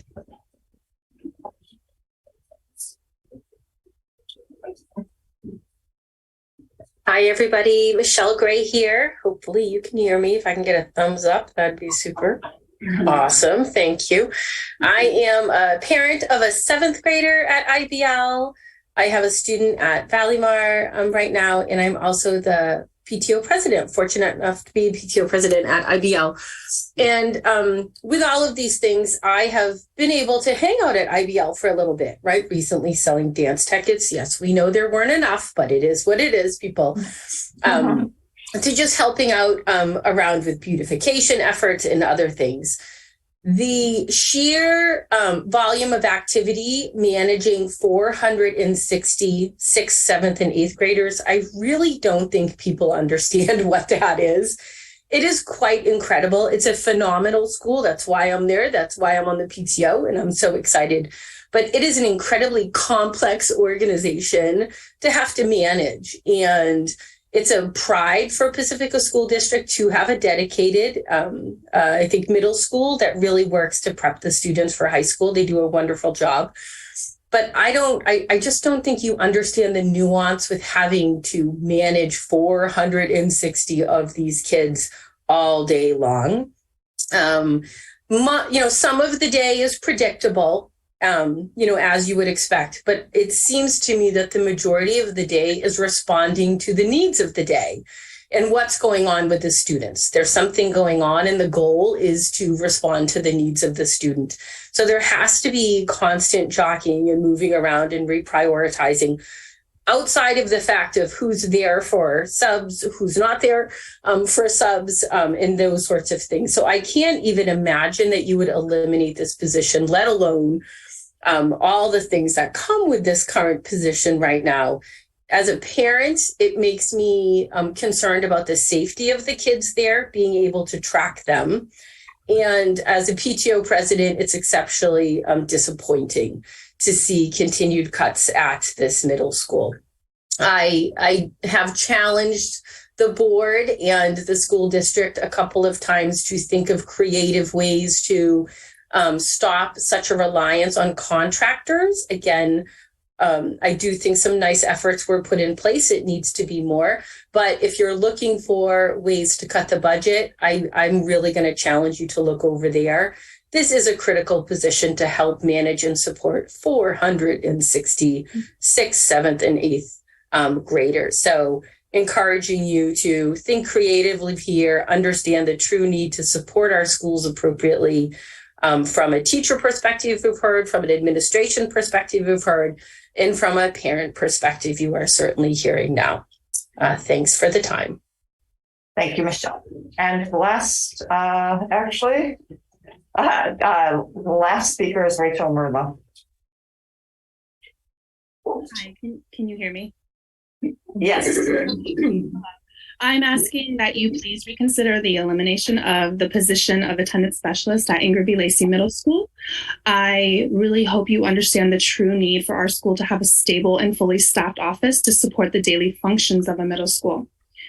The Pacifica School District has always been a lean district when it comes to funding. I have been on plenty of committees and do sit on the negotiations team regularly looking at the funding and how we can think outside of the box. But to eliminate a position that directly impacts the function of a school negatively impacts the students it serves and feels like an ineffective solution to a much greater problem. We are in the business of educating students. The potential elimination of this position has also been proposed while we have an interim principal, and it feels short-sighted in supporting staff and students during this time of need. It also feels as if the district was quickly trying to pass something through, hoping that it would not be noticed. We are regularly overlooked in what is truly needed at our middle school.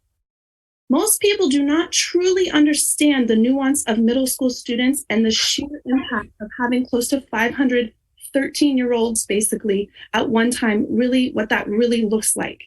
If you know the person in this position, they ride the school bus, they give safety for students that are dropped off at our school at 7:30 in the morning, that don't leave until 5 o'clock at night, as well as a whole host of other things, including a supporting program that we have to help mentor students on what it looks like to be a leader in our school district.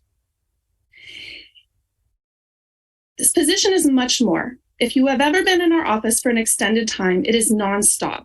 The idea that this position can be piecemealed together is insulting in the lack of knowledge that this district has about our school. Eliminating this position will also create more work for other members of our staff and create a more stressful environment where ultimately PSD will continue to see more people quit because they are overworked, underpaid, and not appreciated. I'm requesting that you truly reevaluate your areas to cut costs for the district, such as consultants, particularly the meetings where we sit for months at a time with no outcomes, and contracted employees, and speak to the staff at IBL to better understand how the only comprehensive middle school in the district works. I've been a teacher at IBL for almost 15 years. To eliminate this position or to only provide a school with a rotating non-stable office staff will negatively impact all of us. Middle schools are unique for many reasons, and the need for strong, consistent, and fully staffed front office is imperative to the support of a middle school community. Please reconsider your proposal. Thank you. Thank you, Rachel.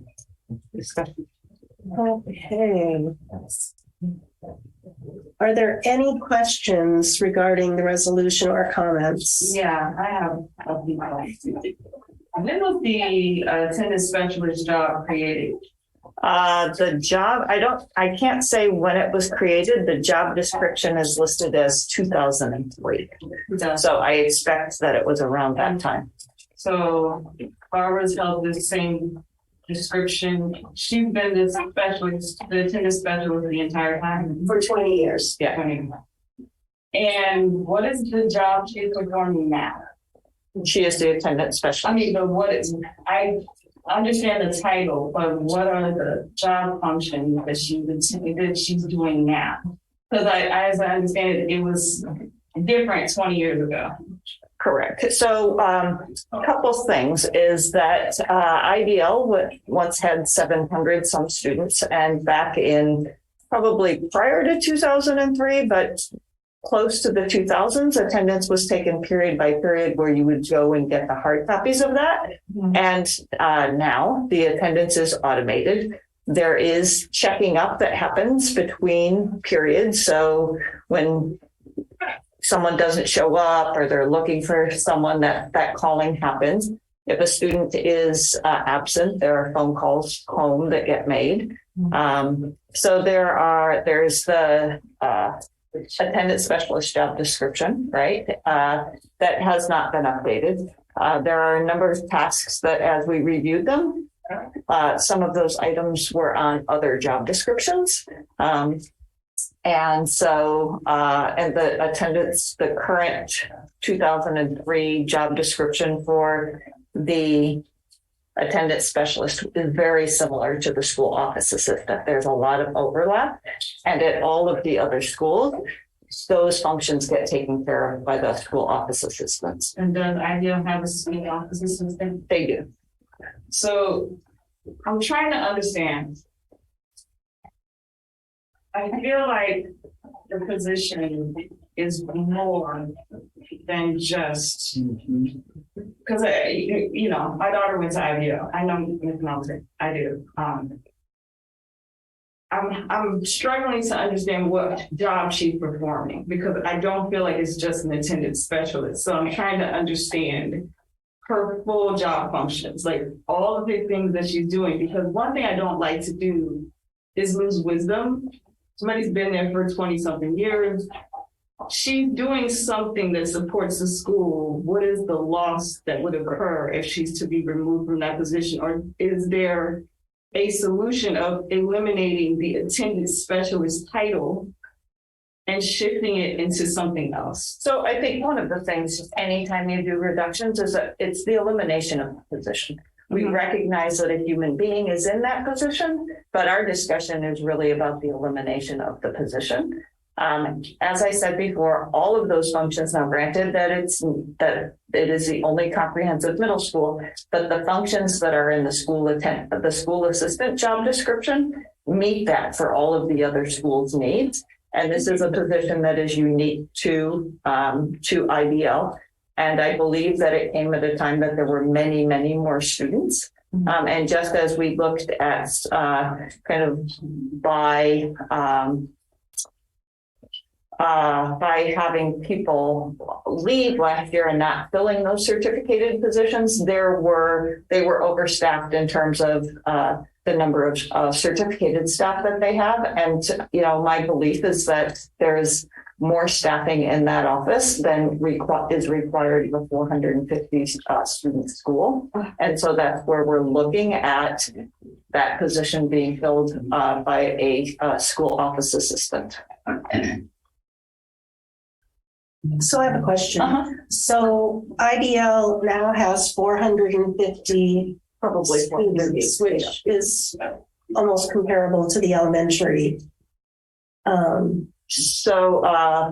Cabrillo has 550, and then most of the others have between 450 and 400. So how are they staffed compared to IBL in the front office? So there's a staffing ratio for each of the schools, and it includes, actually, I could probably have Carla speak to this a little bit more articulately than I think. Can you talk about the staffing ratio? Sure. So the staffing ratio, if you're under 525 students, you get 12 hours of school assistance and here school climate or favorites. So they get a total of 12 hours. If they're over 525 students, they get an additional 4 hours school assistant. So at this time, Cabrillo School is the only one that's over 525 students. That's the staffing ratio. So for IBL, we've been in talks and they have 12 hours. And so how they manage those 12 hours could be, for example, 7 hours school assistant in the office to manage the student day. And then 5 hours, possibly 2.5, so 2 of them to cover the staggering lunches. So they have a total of 24 hours. Now, if they get to over 525 students, they would have an additional 4 hours school assistant. So how many hours does IBL have? 12. 12 at this time. So we're right at the ratio. No. So that's the staffing ratio, but they currently don't have all the positions filled because they have a COVID health assistant. And so there is a school assistant position that was not filled, Barbara Hepburt's old school assistant position. And so currently the school office assistant or the school attendance person that's an additional position. And so it's more than the other schools have for either the same number or a larger number of students. What other questions do you have? Go ahead. Sorry. I'm still forming my thoughts. So go ahead. The one thing I'm concerned about is the 23 years that it hasn't been changed. And I think that could be blamed on all of us because there are representatives for that position.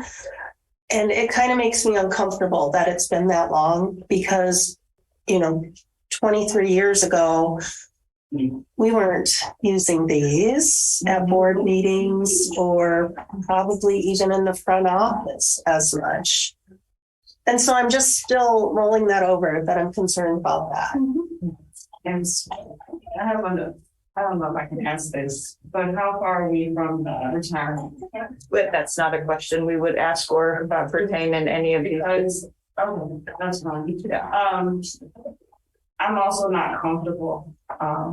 It seems like we didn't think this particular position, there were layoffs. We knew they were temporary positions. We need to reduce hours. This one, I think it needs more work. So let me address that because here's where we are is that the challenge is that this is the second year that classified staff have had to have a March 15th notice. Every other year prior to that, it was just a 60-day notice, which meant if school ended on, say, June 8th, it would happen probably May or April. So the May 15th piece is really important to this. And there are kind of two avenues to go through. Is if we take no action on this, we can't change the position at all. Or we can take action, and then there's a final notification that happens. I think there's a June, I don't know if it's May 13th? 15. May 15th. There's a May 15th deadline. And I will say, I mean, first of all, you know, from the aspect of the way the employee received the information, I'm very, very sorry about that. That is not the way that we wanted it to go. And, you know, to the employee, I'm very sorry, but to all of the employees, I'm sorry that that's how that message was delivered. The second piece is that, you know, if for some individuals, like if there are site funds,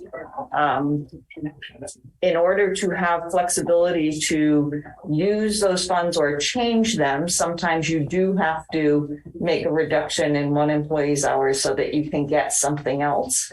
That is the place where the May 15th piece would be really, really important. I do believe that there is still time. We've had some very productive conversations with CSEA around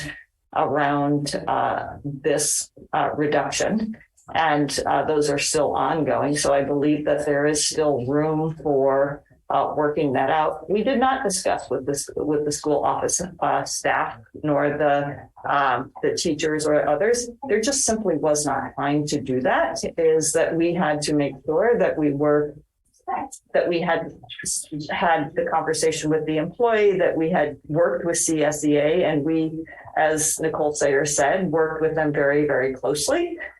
This is very, very difficult. And I would just say to you is that if you amend and take that off today, there can be no changes to that position.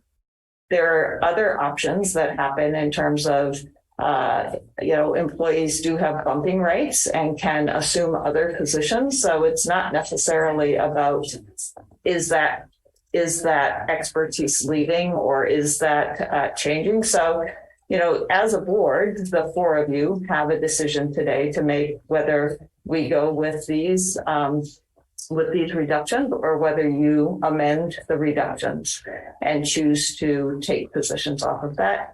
It would be my very, very strong recommendation, because this was not kind of a quick thought. This actually was something that we thought about last year as we tried to crew up the staffing at IBL from a 700 student down to the 450. So this was something that we've been thinking about for a long time, and we chose not to do it last year because of COVID. So it would be my recommendation that we stick with this, but it is the trustees' decision. Well, I understand the issue. I do, from a budget perspective. However, from a human perspective, I think we're losing something if we don't amend. I think especially since we haven't updated the job description for 20 years. It's not sitting with me well. I don't know how to say it any other way. Like, I make decisions based on facts, and I look at it from a full perspective, and I'm like, okay, wait a minute. Hearing what's going on, thinking about it, I don't know. This one is I know we have to make cuts. I know we have to make hard decisions. We do it all the time. This is not a fun job. I don't like being a low funded district. It makes me angry. But in this particular situation, if we approve this resolution, do we have time to amend the job description? And then the job doesn't get eliminated? Because I don't want to set myself up to do something that still doesn't do the right thing. Right. I mean, if in fact our intention was to not have this position, it wouldn't necessarily make sense to amend the job description, right? That would be something that you would do after you knew that you were holding on to that position. By voting on this, it gives us until March 15th or May 15th to make decisions, so that things wouldn't necessarily seem rushed. I was just going to add, we are in conversation as a specialist CSEA to update the school assistant job description that hasn't been updated since 2005. And it includes attendance plus others, but we haven't looked at that either. The school secretary position hasn't been looked at since 2011. So these jobs, we looked at these 3 job descriptions when we met last Friday. And we would like to update the school assistant to reflect current practices at all the schools, because it talks about examples of duties. It doesn't say that they have to do all of these duties, but they're examples, and each school is so different. We have 3 KAs, we have 1 comprehensive middle school, and we have 2 TK5s, and they all have their own community and culture and different responsibilities that happen in the office. And so if we can include those examples of duties on an updated school assistant, I think that would be something that we could do. We're also working with each employee that this resolution affects regarding either finding a different position or for Barbara Metling, looking at exactly the impact and how we can support the transition. So I have a couple of questions, just to clarify my understanding, and Dr. Crow, sorry, I think some of it might be for you. So I do agree very strongly that as a board member, it is not my job to evaluate specific employees of this district other than our superintendent. I do not know what every employee at this school district does. And so to me, this is really trying to understand the position itself. In this process is the suggestion that the attendance specialist position, that position is eliminated from the middle school. Is that right? So sorry, I know it's like obvious to some people, but I just wanted to clarify. So that position no longer exists because of the explanation, Dr. Olson, that you provided of kind of the changes that have happened. And then I wanted to better understand the 12 hours comment that you were making earlier. Can you explain that a little bit more? Is that now there's an additional 12 hours, or the current position that's 12 hours has flexibility in how it's managed? No, it's just the staffing ratio for each school on what general fund pays. So general fund will pay paraprofessional favors, so school climate, and also school assistants for 12 hours for schools under 525 students. Over 525, it would be 16 hours. And this is to support the office, to support supervision during lunch and recess. That's what those hours are. Got it. And this position was on top of that? This was on top of that. Okay, so they have the 12 hours per the staffing ratio. Plus the 8 hours under the session. Okay. And then this is an additional over the staffing ratio that we have. Okay, so I just wanted to understand that. And then the other question that I have is just hearing a little bit about how the communication was done. And, this is the first I'm hearing about it. So I would also love to better understand what changes in process we're making around communicating things like this to staff. And it doesn't have to be right now, but just to understand that we acknowledge what the mistakes were, and therefore going forward, here is how we would think about the process. I think it would be great to hear an update at some point on that. And then the last point I want to make is every school is under-resourced, and IBL is no different. I mean, if we added 5 people right now to the school, they will find very productive things to do that will add. And I just want to underpin that we are under-resourced because we are underfunded. And that to me is like, it keeps me up at night about this school district in particular, especially when I see that we have that 570,000 unit from I forgot what it's called, Fund 17 being put so that we don't lose compliance with our fund balance. That's a 7 teacher, salary kind of amount of money that we had to move around. So I just want to acknowledge that is the overall context. And that we are making a decision on the position and not the person, because it is not my job to make a decision on individual people who I don't know. That's all. Are there any more questions or comments? I just want to clarify so that if you pull something from this tonight, then no changes would be made. But if it went through with the vote tonight, there's between now and May 15th, the job descriptions and all that can be looked at. So what I would say is, so yes, there can, so as of May 5th, so if we go through with this tonight, then on May 15th is when we do the final notification, right? Is it A or B? I think we should be a little careful about saying that we're going to mix job descriptions in there. And just because, I think I'd have to think that one through a little bit and see, like, is that pertinent to whether we keep or whether we don't? Some time to think some things. Yes. That there can still be changes made. Correct, Dr. Torres? That changes can still be made up until May 15th. Yes. And that there would be Regarding the employee or the position? regarding the position. The position would be eliminated. So, but let me just make sure that we're crystal clear on this. So what was the piece on May 18th, on May 15th? Is the tentative assignment and the negotiations of impacts to the employees. What does that entail? So it entails conversations and discussions with our labor partners, CSEA, meetings with the employee as well, regarding positions that they would like to take. Also, wide rating is something that we could talk about regarding impact. And we discussed a little bit about that last Friday, and we did meet on Monday.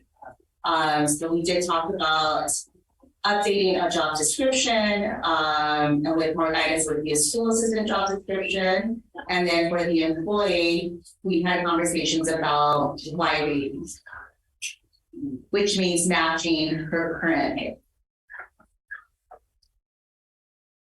I just have a question to another comparable school, maybe not Cabrillo, but Ballymar or Ocean Shore.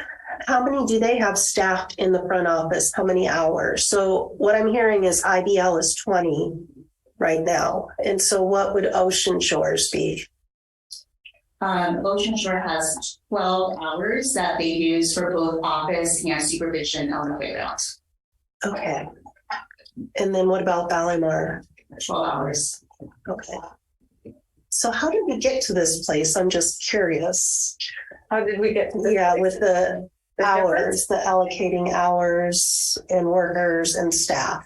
I think Josie would be able to better speak to that, but I think there have always been kind of standards for how much staffing you have in an office.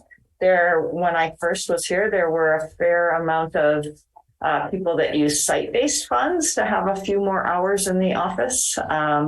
And so then as we were coming back from COVID, we recognized that there was a need for more people to do things, yard duty supervision, COVID health assistants, school office assistants, that there was a lot of work that went on around that. But we did, and at the same time, the site funds are now supplemental. So they have to be targeted towards students who fall in the unduplicated category. So there's less leeway in terms of schools choosing their staffing. So we did, I know that we updated the staffing ratio as we came back so that it was consistent. But my understanding is that the district has always had some staffing ratio. But we did update it so that there was quite a bit more people in the last 2 years. IBL has more, it's over the staffing ratio because the fact that it was 750 students before, and then they never reduced the amount of staff. Correct. It hasn't been reduced. And then COVID probably threw a wrench in there too, because everything. Again, this was a consideration that we were making last year, and we chose not to as we were recovering from COVID to make that change at this period of time. So I just want to make sure that we're crystal clear is that if we vote on this today, these positions are eliminated, and that the May 15th piece is in terms of people's future positions, right? Yes. Okay. Yes, they're a tentative assignment for next school year. They're tentative. So that's what the May 15th is. So there is this is a temporary piece that would be,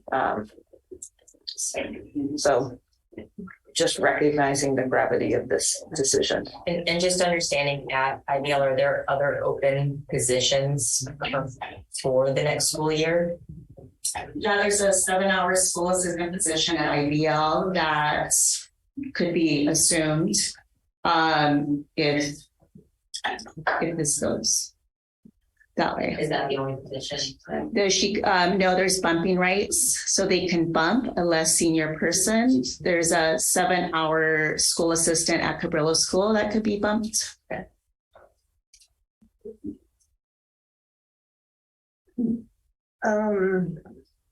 I guess I would really like to have one of the attendance specialist job descriptions, but I don't have that right now. And so that's what's just making me a little like I don't have all the information kind of thing. And I just truly believe that, 23 years ago was a lot different than where we are today. I am concerned that we're, 8 hours over where the allocation needs to be. So I think I'm only comfortable voting on it if there's some kind of amendment to the resolution. I'm not sure what it is right now. So if anybody has any ideas or words that would help that. I also am not comfortable voting on it. I need more information. I don't think it was enough, and I don't think this is a viable solution at this point. I just doesn't. It's not sitting with me right now. I need more before I could even consider it. So the other thing we need to consider is that this is something that we have to, rectify because these people need to have their notices by March 15th. And I think I think you made the point earlier of looking at equity between schools as well. Carla, do you have any suggestions? Do I have suggestions? I mean, you're the expert. I think my suggestion is continue working with CSEA, in particular to the attendance specialist position and with the employee, making sure that we're collaborative in regarding next steps for IBL. We don't want to lose any of the employees that are being affected by layoffs or reduction of hours. We want to continue that conversation, and we have time. We have time from now till May 15th to negotiate the impacts. So can you put that as an amendment to this document or no? Can we add that we will be negotiating the impacts from now till May 15th? It's a way it reads that, okay, if we approve this as is, then the positions are eliminated. And then we can work with the staff that are still there to either shift the position or find something else. But I don't think that's gonna, I don't see that as I don't know. This one is, like I said, it's not sitting right with me. I'm just being honest. I would vote if we remove the attendance specialist from this particular one, because we do have to eliminate the COVID specialist. If that needs to happen. If we amend this to remove that particular position, and then we have to go back and reevaluate what needs to be done there, I'm okay with that. But as is, this is not going to work.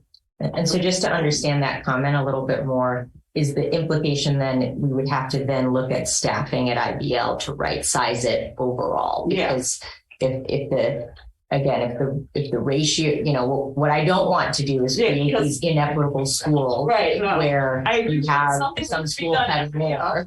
Yeah, so you gotta be honest. So sorry, yeah. So I just want to be clear that like this means that we are looking at IBL staff in its entirety to look at right sizing it as a part of the process to create equitable schools in this district. Yeah. That's the impact of not voting on this one. May I ask this question? Is how many hours are unbilled at IBL and school office position? 2.5 this time. 2.4 is what Barbara Hepburn had, but we talked about having that be at 2.5. See, the issue now is that we can't take off school assistant positions. Like if we talked about the school attendance clerk as being in the total hour allocation, but we have made no motions or worked with our labor partners in terms of eliminating a 7 or 8 hour of a school assistant position. I didn't understand that. Oh, so if we look at the 12 hours of staffing, right? And then we have 8 hours of attendance. So that's 20 hours there. So the reduction can come from any place of that 20 hours. However, we've not done that work in terms of identifying those positions, in terms of making that change at this point. So I guess that's what I'm saying is we would have to look at that. But we can no longer look at that until next year. So it would be 20 hours of staffing ratio, unless there were positions that went unfilled and we chose not to fill them, and we could work with CSEA around that. But at this point, it wouldn't be the equivalent of an 8 hour position or a 7 hour position. What we have is 2.5 hours. That's the only unfilled hours, right? That if we didn't fill it, it's 2.5. Okay. Versus the 8 then. But this is all for next school year. So I'm thinking if this doesn't go through, right? Like if we don't vote for it, what you could think about is having the attendance specialist position take the hours of a school assistant position until we revisit it in another year. Does that make sense? Just within the 12-hour frame. So the 8 hours would be enveloped in the 12 hours. But there could be no other reductions that were made if people are in those positions. Like how would you take 20 down to 12? Sorry, I wasn't understanding. It would only be upon employees leaving positions when those positions open that you would be able to choose. And that is an option. And I also just a quick clarification question. So what it sounded like is this role has morphed into a lot, given the changes in technology and what have you, this role has morphed into more than the attendance role that it once was. So in any case, this position of an attendance specialist, not the person, not the whatever, the position needs to evolve, and the position isn't needed. Some other position may be, but this position, is that right? Like the job description of an attendance specialist is no longer needed. So what I will say is that and one of the reasons why I hesitate to say here's a new job description for this one is because when we looked at it, there's a fair number of items that were supervising detention. That technically is an assistant principal oversight, right? Like she's probably doing that, but that sits in another place. There were some things that maybe in terms of master scheduling that didn't fall into that category, fell a little bit more into the school secretary category. So there were a lot of different things that didn't fall neatly into any categories. And I think the challenge is as we look at IBL and their staffing in their front office is you make job descriptions because that's an institutional function. You don't make them based on the people that are in that job, right? So that's I think it's going to be a much bigger job than what I could deliver to you at any time. So what I would say to you is, and it is truly your choice. Our challenge is that we have 4 people here. And this is, as we know, the board meeting that everyone hates because it's having to make incredibly hard decisions. And we either have to make this one or not make this one. And there's not a good alternative to any of this. We are overstaffed and IBL has much more staffing in their office and in their staffing than other schools do. And so that was our thinking in terms of right sizing this. It's around lack of funds. Like if we're in a district that we have lack of funds, an 8-hour position is a position that where other schools don't have that position. That was the purpose for the elimination. But I trust that you will make the decision in a very considered way. We have all talked about it, and we have heard from our community and our staff in terms of their perspectives on it. And I just trust that you will discuss it and make the right decisions. So this is just me personally. I really have to get through this meeting as fast as possible because I have to pick up my daughter in dance practice. So this is to let you all know I'm in a time constraint. So that's all I have to say. I just want you all to be aware of it. Okay. So are we ready to vote on it or? So what I'm hearing, okay, so there's information that I've heard tonight that I have not heard previously. And one of them was how much is happening at IBL as far as the worker, and the attendance that needs to be done every period. Also hearing, that it's an old job description. It just didn't sit well with me. I do feel like there's an inequity with the staffing that we have at our other schools versus IBL. And I feel like we need to look at that. And we also need to make a decision tonight if we want to eliminate this position or if we want to make an amendment to the document. I have a question. So the March 15th notices that's a deadline. But then what is the deadline of rewriting or merging job descriptions of the ones that are existing that are still there? And possibly adding hours or something. Is there time to do that after March 15th? If it ended up being adding back, but under a different job description or a different name. Yeah, I mean, if we eliminated this position, what is the deadline, or is there a deadline for creating some mashup of something? Well, I think what we would look at is we know for a fact we have to update our school assistant job description and our school secretary position. Again, I'm not saying that's probably the best use of time for the next 8 hours because we do have to negotiate that with CSEA, and it's not an easy thing. I'd rather do a good job than do a done job. I'm disappointed that they're out of date. It's not uncommon for job descriptions to not be updated. If everything's working well, you tend to do that. I mean, in places where you have lots of staff to do things, you do update your job description. I just don't know that that would be a really good use of staff time when, if we do that, then we're not hiring, we're not recruiting, we're not doing those other things. I think it needs to happen, but I don't think that it needs to happen between now and May 15th, is what I think.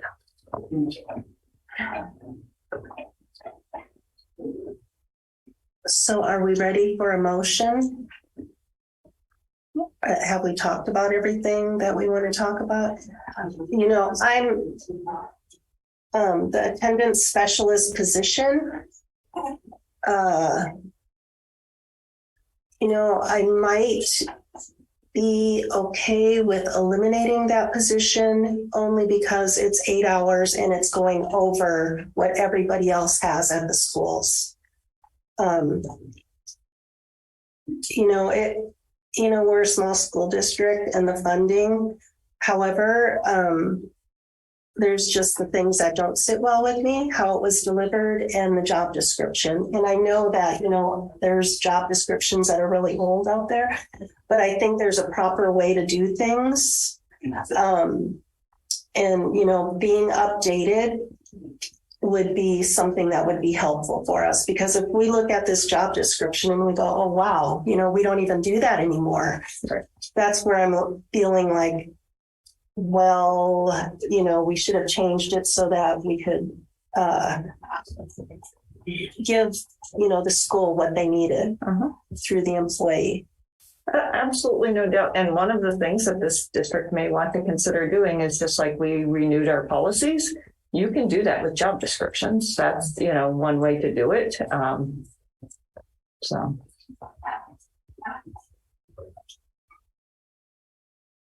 So I'm going to propose that we make an amendment to the layoffs with the attendance specialist and removing that one for now and looking at it in a more thoughtful way this next coming school year. That would be my suggestion. I'm fine with that suggestion. So that's a second. Okay. Barbara, will you take All it in up? favor, please raise your hands. And this is the amended, it's your amended motion to pass it with the elimination of the attendance specialist position. I want to just make sure I'm clear. It's made out of letters. Yeah, we're moving it from this. Removing it from the document at the time with the understanding that we're going to look at what IBL needs. Or whoever's delegated to do that, and then do it in a more thoughtful manner. That way. I'll second that. Barbara, do you want to take a vote? Please, all those in favor, please raise your hand. Motion does not pass 2-0. So let's do the no votes too. Remember, we did yes votes. Let's do no votes. Oh, I'm sorry. All those that are not in favor, please raise your hand. Thank you. The motion does not pass 2-2. Do I say 2-2? It's 2-2. We have to have some action on this. So is there another amendment that Or another motion? Or another motion, I guess, would be.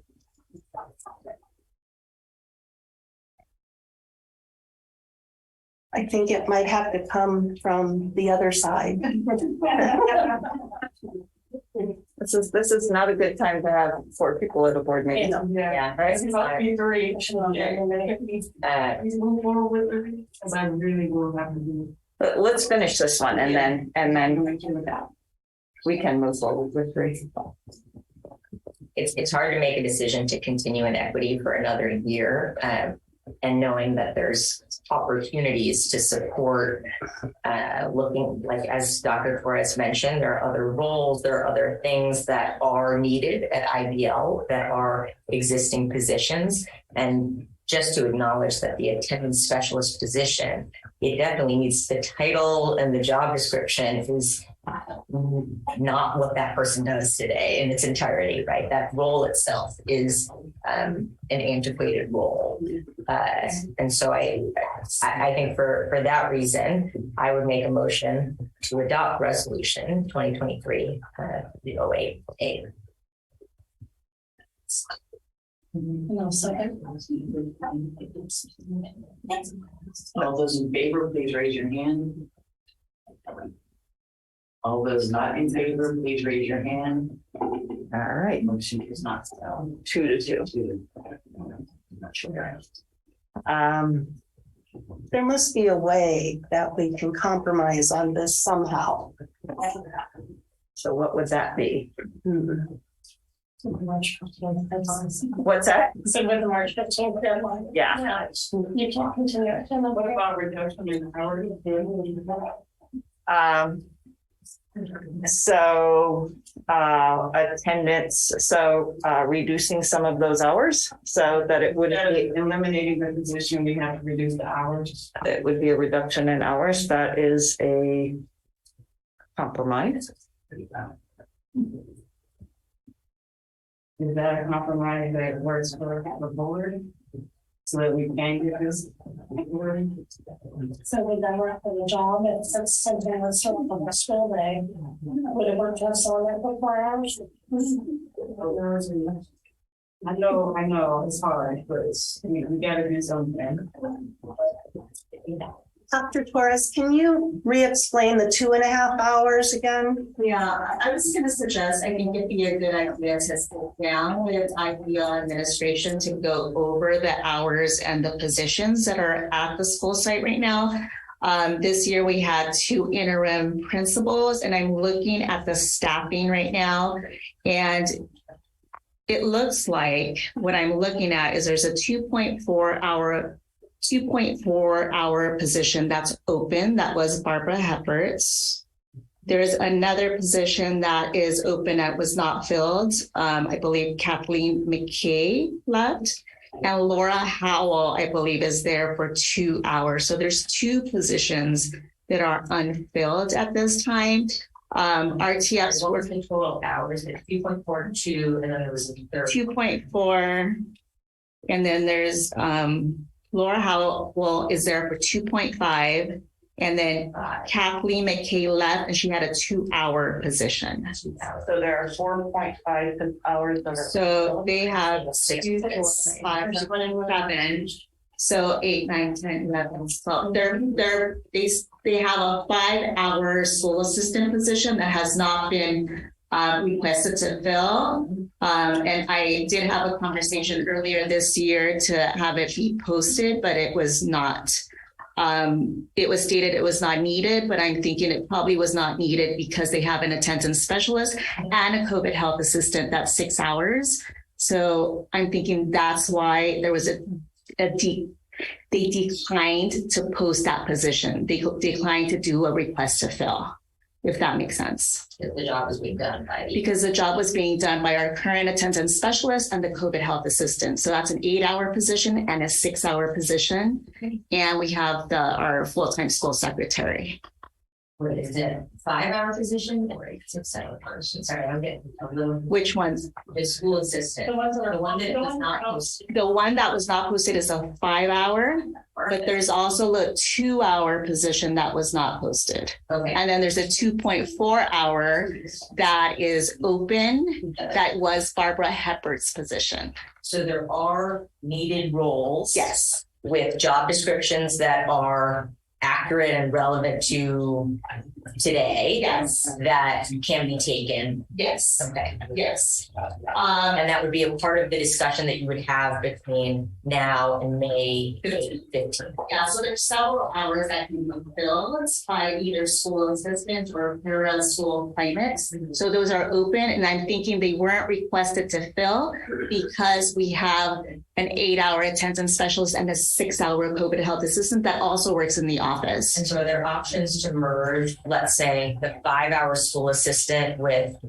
one of the 2.5 hours into somehow make basically a new 8-hour position that's titled school assistant plus, I don't know, something else? That was the idea. We were looking at 7 hours because they talked to me about having 2.5 hour supervising positions where they go out for lunch. They have staggering lunches. So 2 of those would equal 5 hours. So there's enough after that for a 7-hour position. So I think we can do one of 2 things, and this would be a little bit unconventional. And so, but because there are those positions that are unfilled, we could remove the attendance specialist from this piece here, right? And take that, pass this resolution with the understanding, the direction from the board that we will get down to a staffing ratio that is similar to all of the other schools, and that the school attendance position would be included in that staffing ratio. It would not be on top of that. So as there were positions, we would look at removing those from the staffing ratio. So a little unconventional here, but it doesn't require a layoff because there aren't people in those positions. Yeah. So the 5-hour school assistant role would then just not continue to not be posted. And then one of these 2-hour roles would also cease, which would. Right. So there's just 1 hour in play right now, that we would have to look into. Given that, if we can amend to ensure at least those 2 positions then do not get posted next year, I would be in favor of taking off the attendance specialist position and not doing 2 of these positions. That would get us to like 7.4 hours. Right, and that was a conversation that we've been having. So and then we're also talking about the effects and supporting the employee with the same rate of pay during this transition. So what I think we're saying is that the school attendance position would stay, but it would be included as part of the 12-hour staffing ratio. Okay. So to the degree that there are unfilled positions, I believe I'm hearing direction from the board that those unfilled positions would not be filled. And just to clarify what you said, the attendance specialist position would now go into the 12-hour position. Correct. The school assistant position that is currently open would know that, and We would take that off. Take that off. It would not be on their plate anymore. Yeah. So who would like to make a motion for that? I will make a motion for that, to take the attendance specialist position off of the layoff list, as well as remove the 5-hour school assistant and I don't know what the 2.4-hour that one to ensure equity across schools. Technically, we don't do that as a result of the resolution because this is actual positions and people's positions that are filled. But I'm hearing direction from the board. Okay. So and it would be great to just have like a follow-up on that to ensure we still met the equitable ratio across schools. Yeah, and I think right now it's within an hour, so I think we're close. So we need a second for that. I'll second that. And Barbara, can you take the vote? Yes, all those in favor, please raise your hand. Motion passes 4-0. Yay. That, my friends, is local government in action. Kai has to leave. I think we all need to take a quick bathroom break, and we have a really long agenda, so I think we need to look at what we can take off the agenda. Yeah. Okay, good job. Okay, so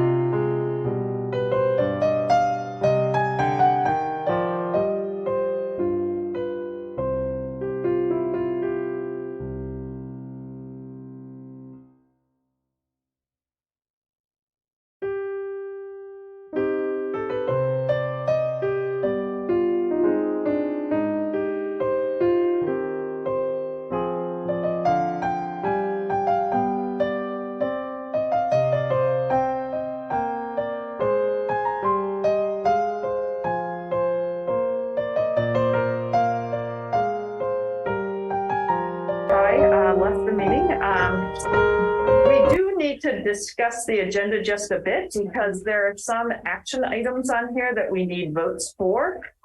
So there is still, next up is there's resolution B, notice of release of temporary certificated employees. That's action. We must do that. And then we have a number of presentations, projected enrollment, student achievement, special education. I would propose we move those to the end of the agenda so that if we don't get to them, we don't get to them and we could retable those. And then two other items that must have a vote, well, for us to move forward would be expanded learning and the district transportation plan. So anything with an action we move. Anything with an action we move up, and the other items we move down, and if we don't get to them. Is that specific enough for you all? Mm-hmm. Yeah.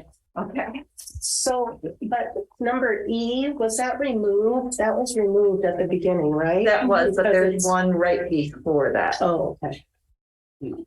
Which is this one, release of temporary certificated employees. Okay, so we're on resolution number 2023-03-08B, and it's number D, regarding notice of release of temporary certificated employees. And this goal is operations, and this is an action item. Dr. Torres?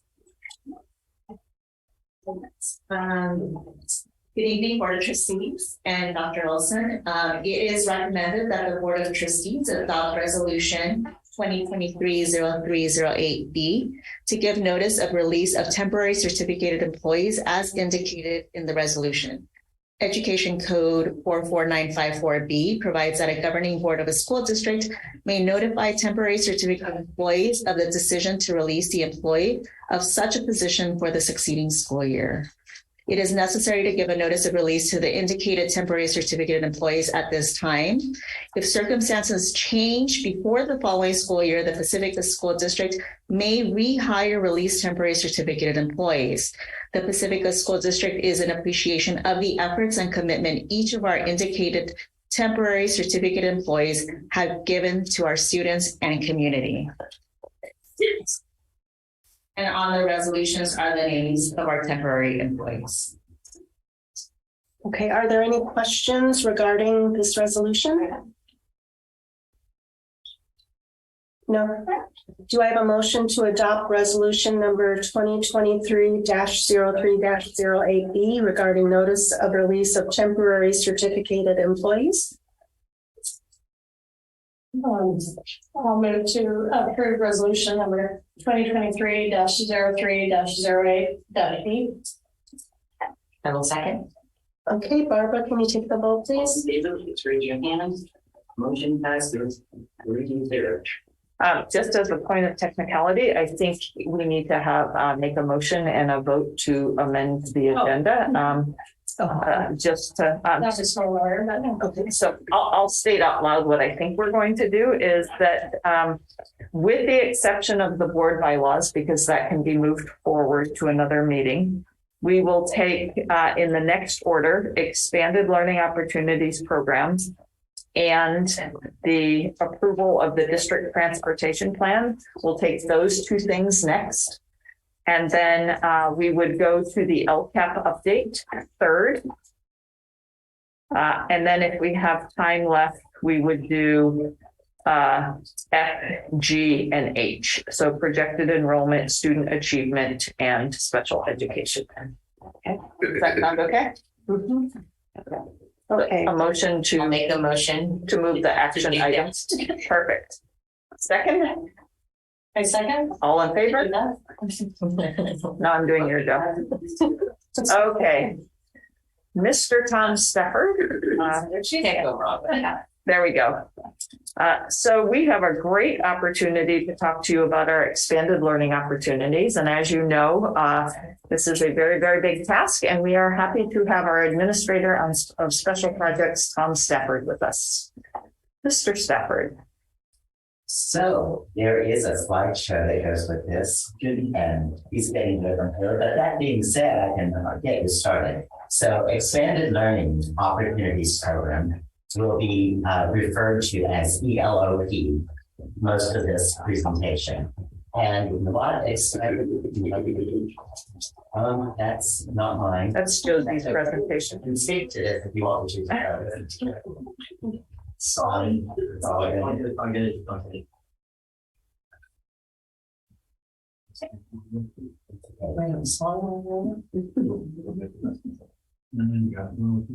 It's hard when we go out of order. What number is it? Expanded learning. It's I. Thank you.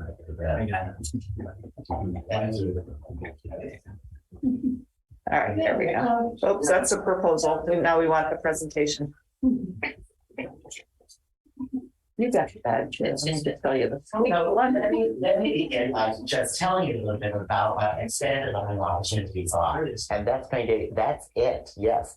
So so we are looking at our summer program for 2023 tonight.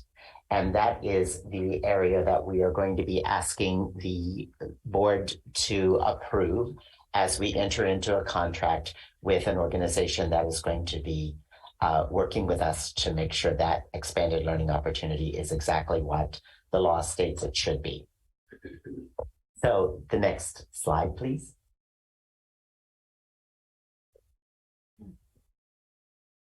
So, okay, yes. So expanded learning simply means programs that happen before school, after school, or during the summer intersession.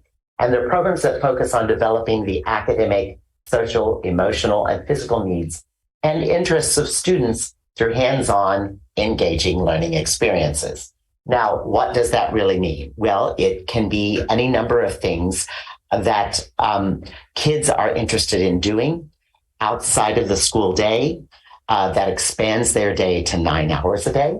And it also could be anything that students and the folks who are running the program would work together on to create interesting programs for students. You look at student interests and you build on that. You also make sure that they are learning experiences that go beyond the school day. The intent of the legislature was that the program is student-centered, results-driven, and include community partners and complement, but do not replicate the school day. Next. We are offering this program this summer for our rising transitional kindergartners and to our rising sixth graders. We must offer this program to all those grades moving forward. And then the moment our TK students step foot in the door in the fall, we offer that program to those students as well. And those students that are offered this program through the funding that we receive are unduplicated students. And those are students who are socioeconomically disadvantaged. They may be homeless, may be foster students, and also English learners. In 2023-24, this is going to be the year that we are going to be audited for these funds that we receive for expanded learning opportunities. We have to have, it is required in the legislature that we have 30 non-school days of a program. Now that oftentimes people think of as a summer intersession program, and that's what we're proposing beginning this year. So now on school days, however, it is about expanding the school day up to 9 hours in the day so that students go beyond the school day or they can come before the school day. But however you put it together, it has to be the 6 hours they're in school and basically 3 hours beyond school. Every student is eligible to participate in these programs. However, we do not charge students who are considered unduplicated in our rosters, and we offer that program to them. They do not have to come to the program. That's one of the things. But if they do request coming to the program, we have to invite them in. We will be offering expanded learning opportunities at all 6 sites in the fall. So there's more to come on that. I'm gonna ask you to go just very quickly through the stuff that we've done up until this point so that we can get. Yes. So we received our first round of funding in 22-23. There was a summer school in 22-23 for 3rd through 6th graders. And the program had math investigations and supports, reading and writing supports, break time activities with structured outdoor games. Breakfast and lunch was provided. And 9-hour daily requirement was built in as we partnered with the Boys and Girls Club last summer. Then we also, this fall, Sunset Ridge put together a program centered around STEAM, which is science, technology, engineering, arts, and math, and SEL classes, social emotional learning classes, which included these things that you see on the board here. And so that extended their school day until 6 p.m. every evening. So what's coming up next? Next slide. So in our 30 non-school days that we are looking at, we have now proposed a partnership for this summer with a group called EDMO, which means Adventure More. With EDMO, they create the entire program. It is STEAM and SEL and oriented along with outdoor educational activities. The group EDMO was founded in 2014. And they already have quite a strong reputation because they've partnered with many other school districts throughout the Bay Area in their summer programs. They do promote inclusive and equitable access to high quality experiences for kids. This is part of their vision and mission and values. They feel that all people should feel confident on their journey towards self-discovery and cultivate a deep sense of responsibility. Their mission is to provide access to out-of-school learning to help students learn a sense of self, own their impact, and show up in the world with curiosity, courage, and kindness through values of inclusivity, authenticity, and connection to the world. What EDMO provides for us is they create a camp culture that they do every day. They co-design a framework. They do all the staffing and hiring and recruiting.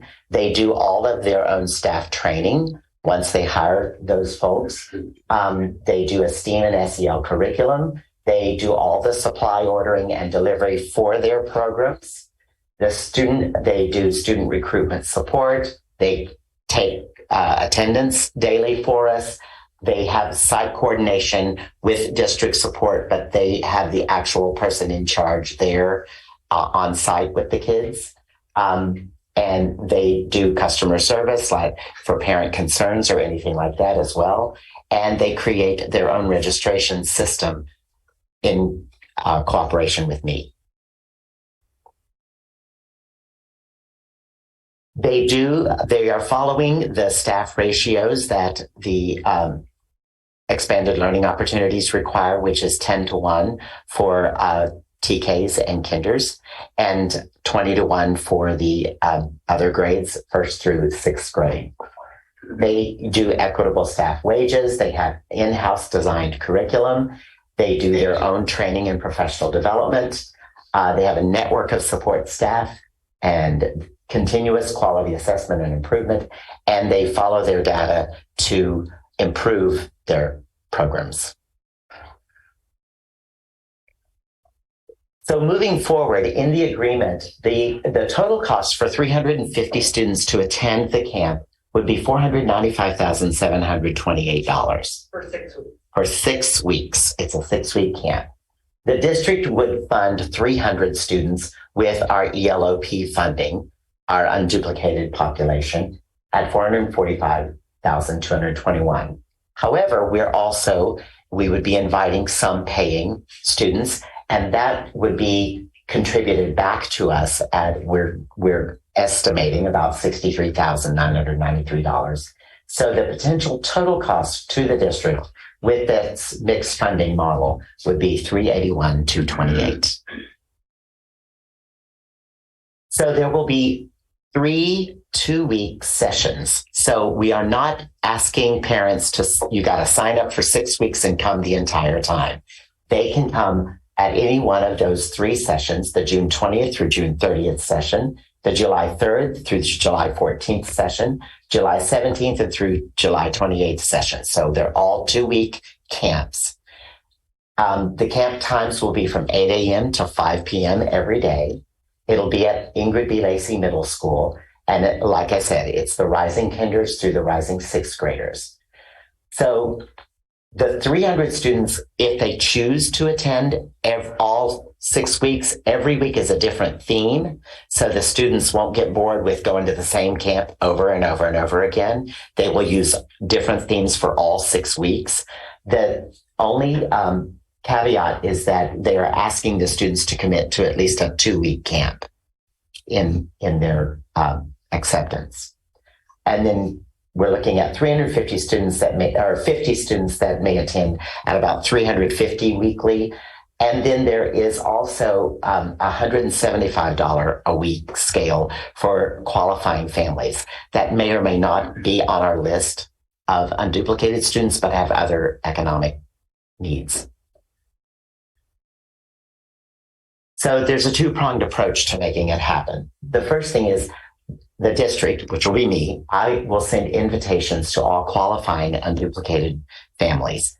I simply say, I'm letting them know that they are invited to be a part of this camp, and they are invited to be a part of this camp at no cost to the family.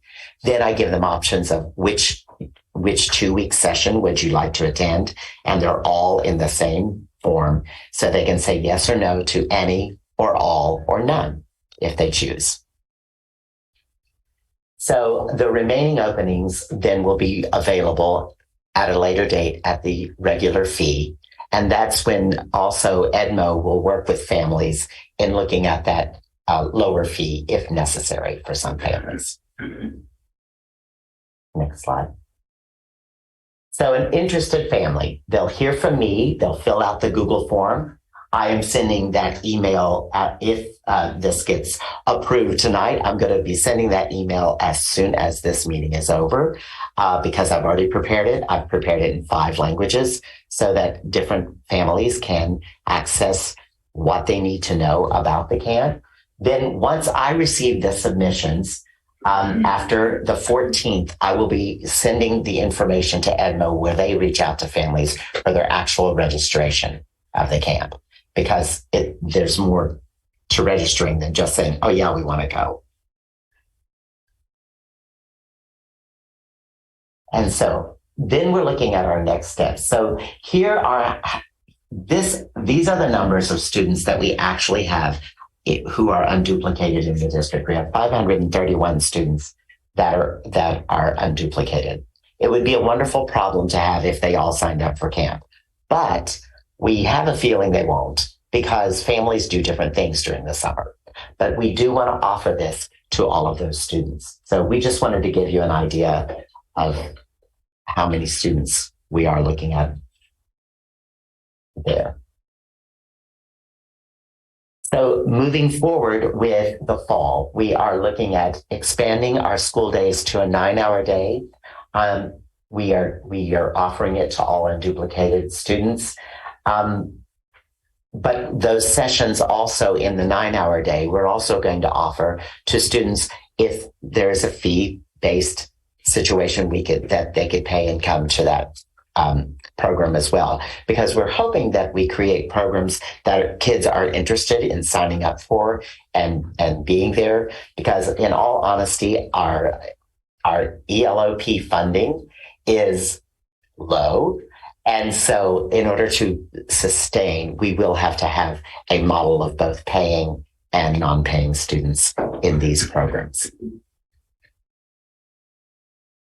So the next steps here, and that's it. Yeah. The next steps here is we are asking the board to approve us going into a contract with EDMO for our summer program. Are there any questions? I have a question. I guess it's more of a comment, but I watch Facebook sometimes, and the sooner we can get it out, the better. Even if it can go on some of those pages like school days, because there's a lot of people who they're still looking for care after school too. We know we're a little late on this one, and hopefully if it's a great program, you'll just roll into the future and it will be a known one. So we know we're late. If it's approved, Tom's going to invite all students who fall into the unduplicated category. We'll wait about a week and then open up. Okay. So we go till Tuesday and then we open it up. And just to clarify, they're supplying all of the staff for the summer program? Yes. Okay. And they have many openings. Unfortunately. Does anybody have any questions? Yeah, so this is being funded by the Expanded Learning grant or whatever. Correct. That's one of those restricted funds that we have to spend on this program. And how many unduplicated students do we have? 541. 541. Up to sixth grade. Up to sixth grade. Yes. And so that funding would cover if all 541 showed up to these programs? This time around, yeah. So I'll tell you, one of our strategies is we get to carry over money from this year. So we didn't spend all of this year. So up until June 30th, we get to use money, the money that we have for this year. I think there'll be a little bit of carryover on that end. I think we'll be fine for the summer, where we really, so it's probably $950,000 total for the whole year for all those students.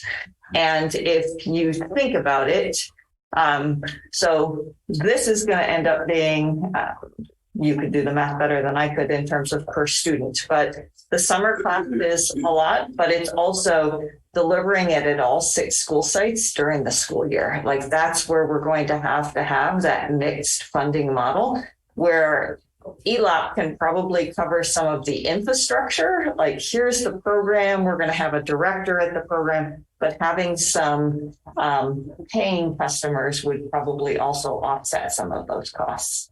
I think it's going to take us 3 years to get into a sustainable model that is both funded by ELOP and family contributions. And how many students do we expect to participate in this? We're guessing that we might get up to 300 students.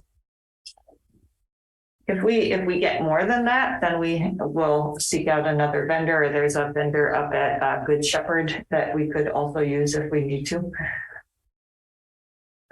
On one of the slides, it said that it was 300 for the paying students, 350 a week. So it's 700 for the 700 for a 2 week. Yeah. Which I will tell you, I know you find that surprising. Yeah, that's a good deal. It's a great deal. It is. I have a kid. That is a great deal. So much money. I'm trying to get grandparents to take them. There you go. I did call a friend of mine who has those 2 kids, and I just called him. Is 3 days a week a good deal? Like, only you have to commit to 2 weeks. She said, "Where do I sign?" Right, absolutely. I do think it'll be successful for the school year too, for the parents who are looking for a program for their kids until they get off work. Yeah. And the last thing is a statement, but I know that this funding and this program is meant for our unduplicated students, and so I hope we maximize as many of those students as can participate in this. So absolutely, I would also love to think about expanded learning opportunities for all of our students, because as we will either hear today or later, we have needs from an academic achievement standpoint that's endemic across all students. All right. So this is an action item. So do we have a motion to approve, to authorize district staff to enter into a contract with EDMO to facilitate the summer 2023 program as described in the EDMO and Pacifica School District program proposal? I'll make the motion. One second. Okay, Barbara, can you take the vote, please? All in favor, please raise your hand. Motion passes 3-0. Thank you. Perfect. Next item is the district transportation. Yeah. So we're moving on to item K. It's on page 7, or I'm not sure if you guys have the same pages. It's item K, approval of district transportation plan operations, and this is an action item. Josie? Thank you. So for the ed pros, as a condition of receiving funds for transportation, the district shall develop a plan describing the transportation services. And the plan must be approved by the governing board before April 1st so that we can file the plan. So our transportation plan is attached.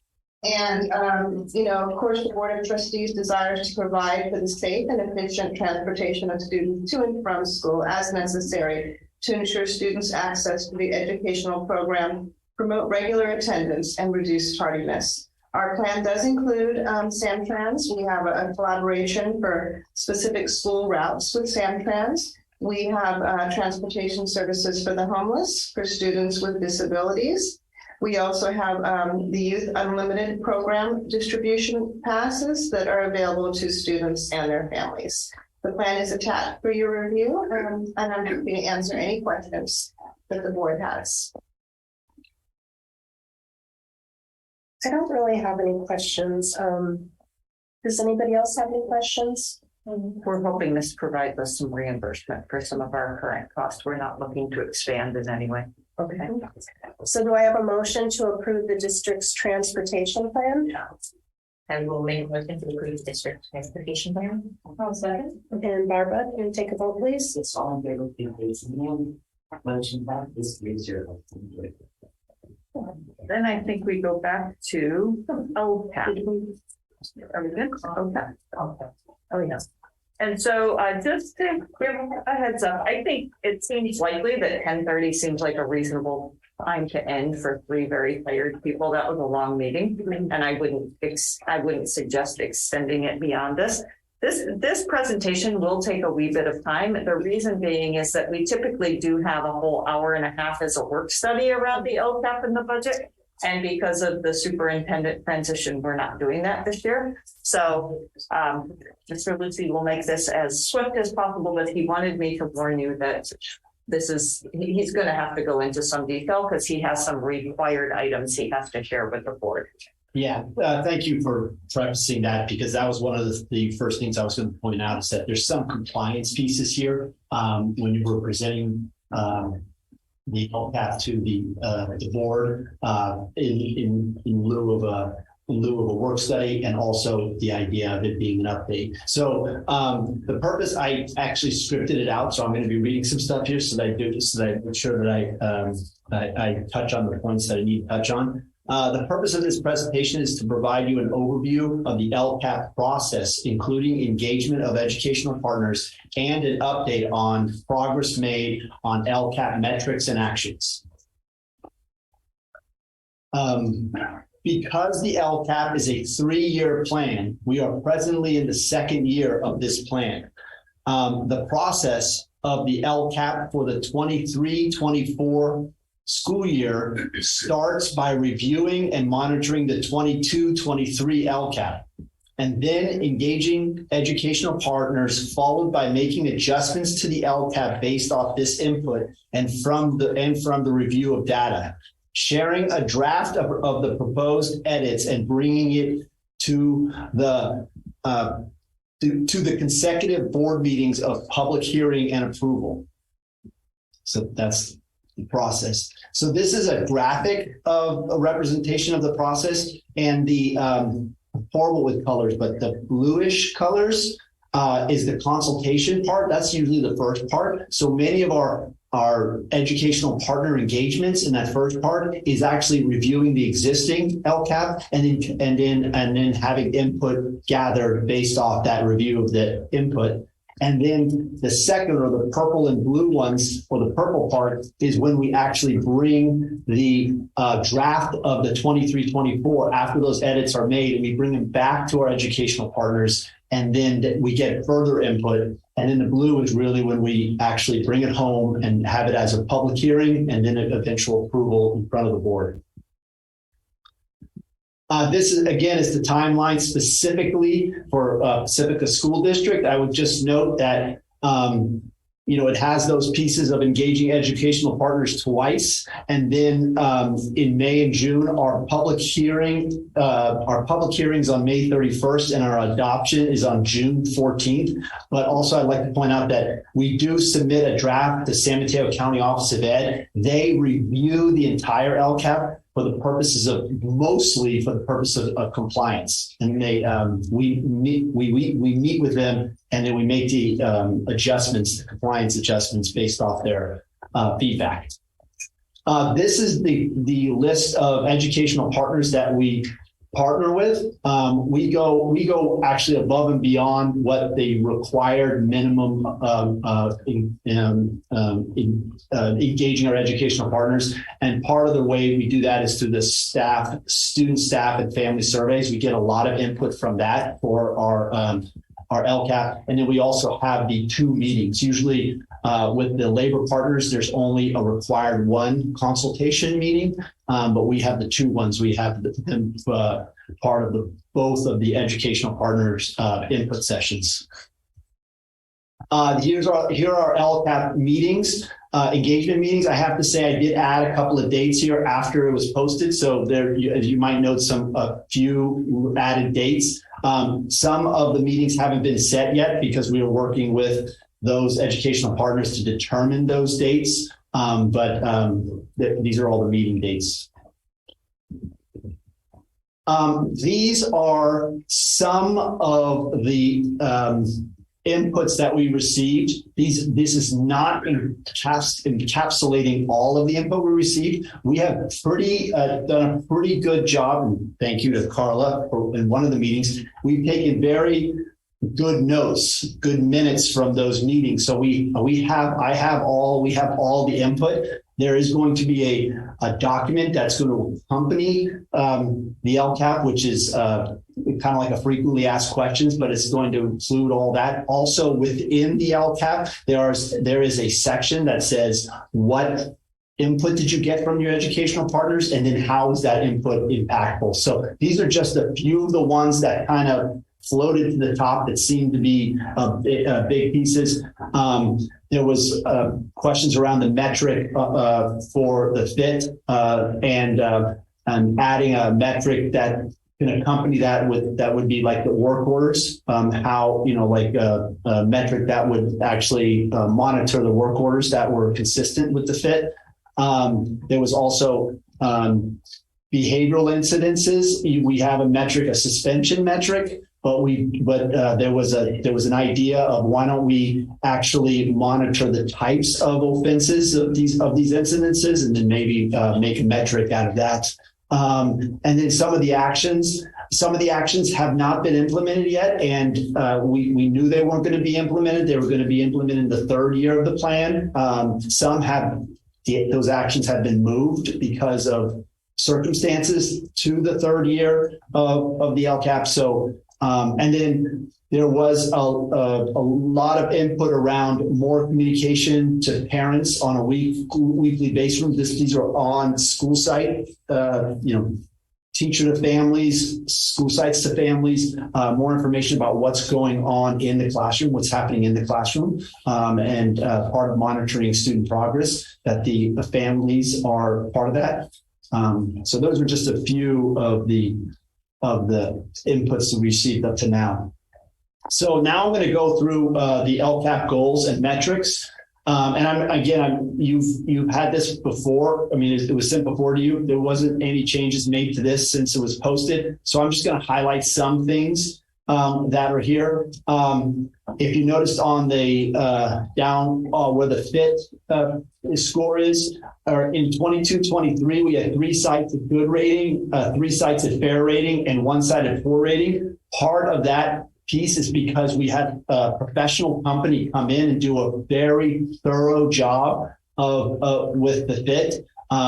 In previous times, the fit has been done by the facilities, our facilities department. They've gone through and done the fit. This company that came in did it for the purpose of master planning for the facilities, but we utilized it as part of our fit deal. The good news is that we know why these sites got these particular ratings, and we've got work orders and we've got a plan in place to address these or address as many of these issues as possible.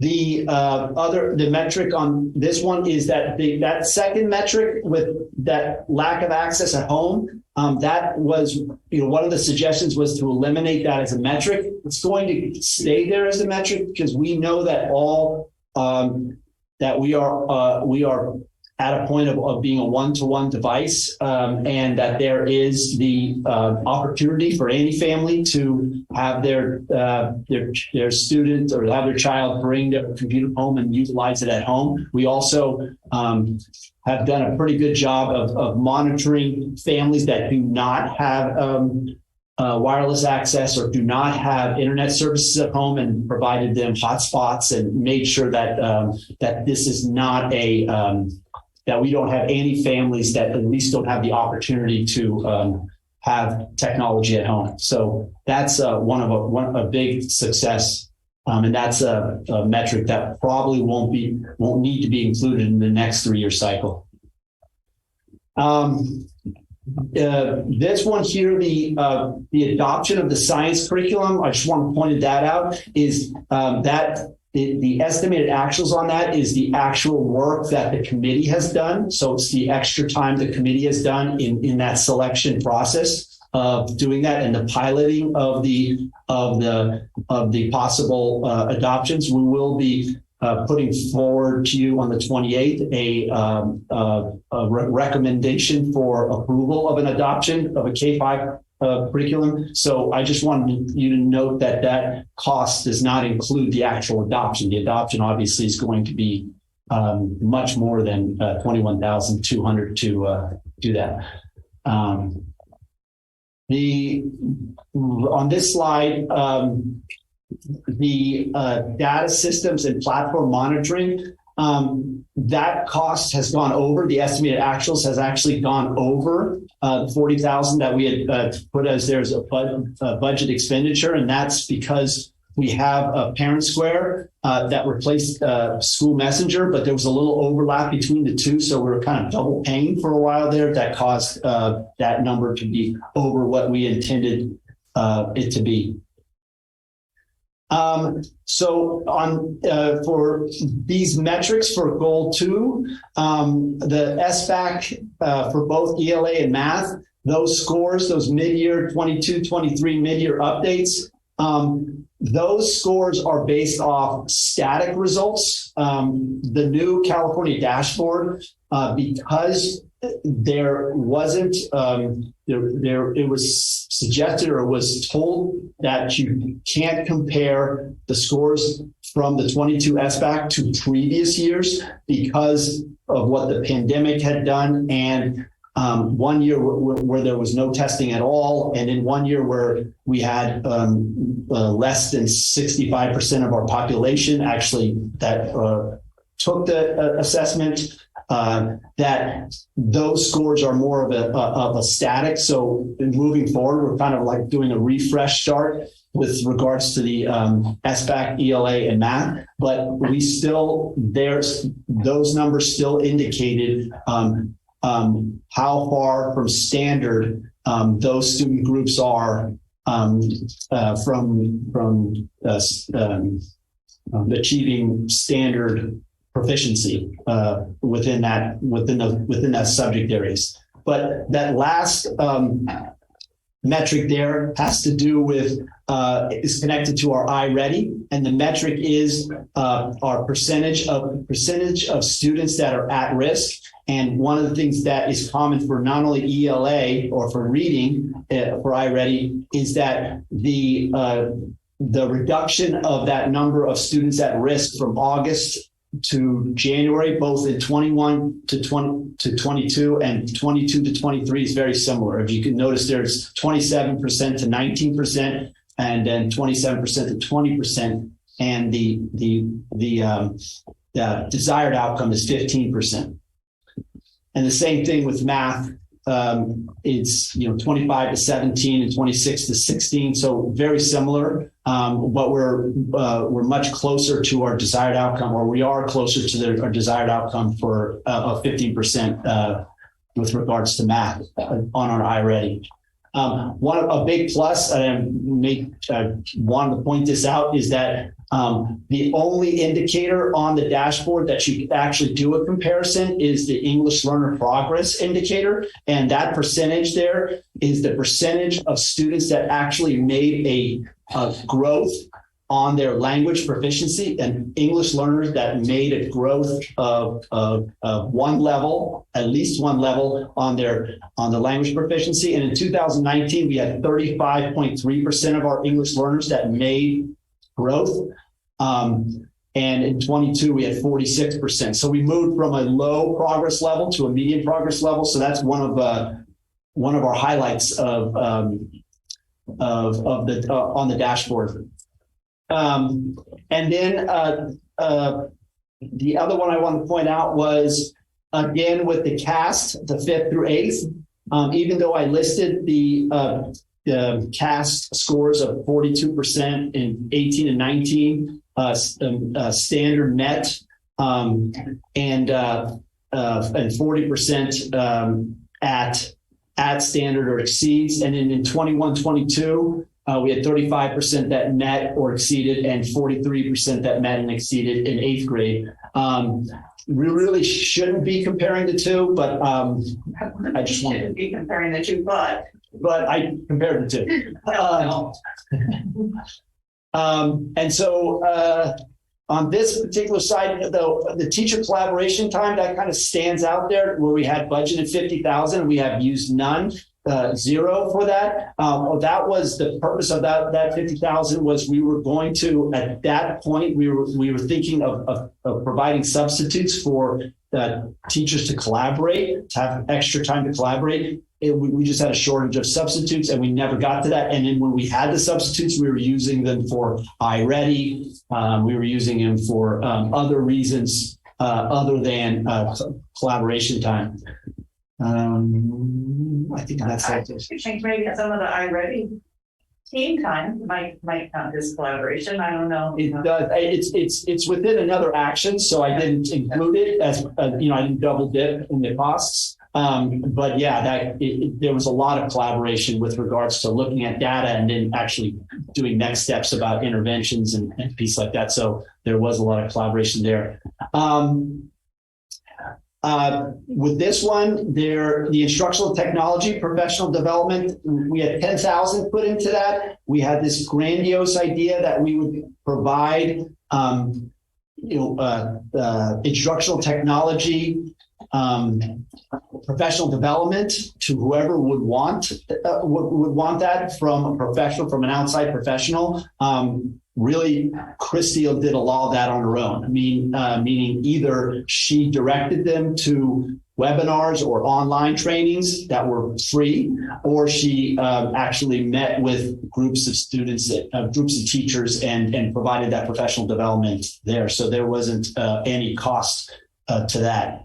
And then also we have a draft of a technology plan, but we are just beginning to think about reviewing it and bringing it forward. It'll probably be one of a higher priority next year as we move forward. Universal design for learning professional development. There's again 50,000 there, and it's 0 right now. We are planning on our April 10th district-wide PD day to do a universal design PD for all of our certificated staff and our counselors and our health providers and supports. And we're also going to be doing some follow-ups with that. So that's where that funding will support.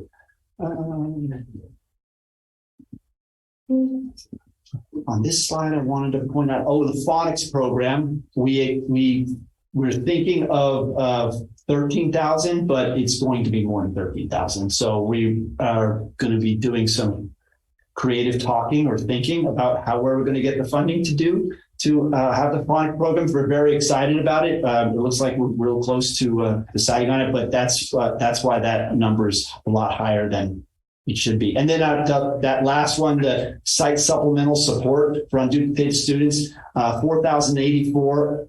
About 484,000 were the amounts that are allocated, and we're pretty confident that school sites are going to utilize all that amount before the end of the school year. The third goal, the implementation of the Caring School Community SEL program. We are still thinking or trying to figure out a way of monitoring that implementation. Right now, it's really word of mouth. And it's kind of sporadic about how it's being implemented. We're confident that it's being implemented to a certain degree, but we just need to find a way of how we're monitoring how that program's being implemented. The suspension rate is extremely low this year. It's even lower than a pretty low rate in 21-22. We have 8 students suspended since August. I think it's still because that was up to February, but I think we're even still at 8. Chronic absenteeism, this is our big one. This is the one that we're actually getting support from San Mateo County through differentiated instruction to support.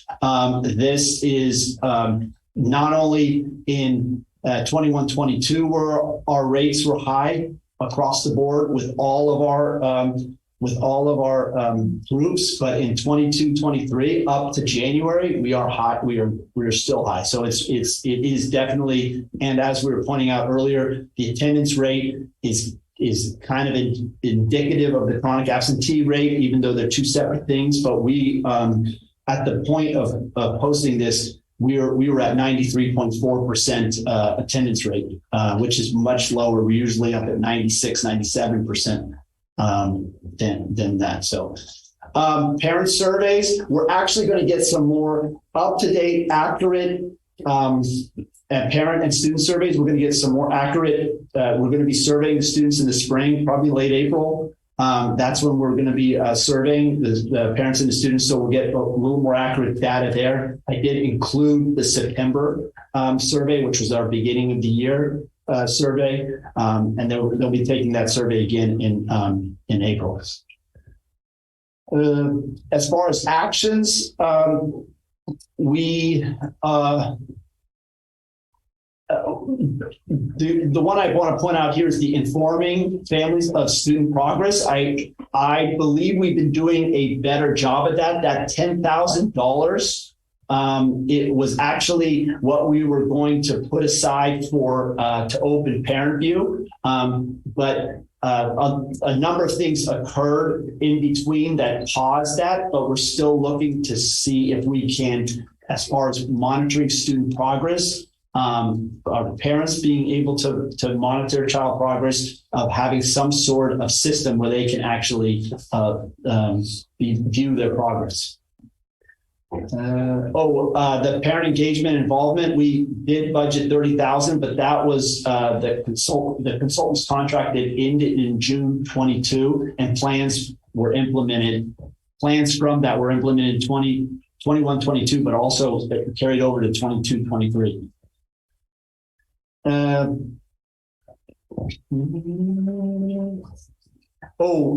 That first one, foster youth and homeless protected the student youth. The idea when we put that expenditure in, that it was that we were going to have a site liaison that was going to be paid either a stipend or some sort of amount to connect with those families, to make sure that there was regular communication with those families. That is happening through our student services department, and the student services department is actually not only communicating with families, but communicating with schools who are also reaching out to these families and supporting their needs through that. So But that the intention of that funding was for us to hire a liaison for to do that. Full-time counselors, up to this point, we'll probably hit the 774,280, but up to this point, we have 620 spent there.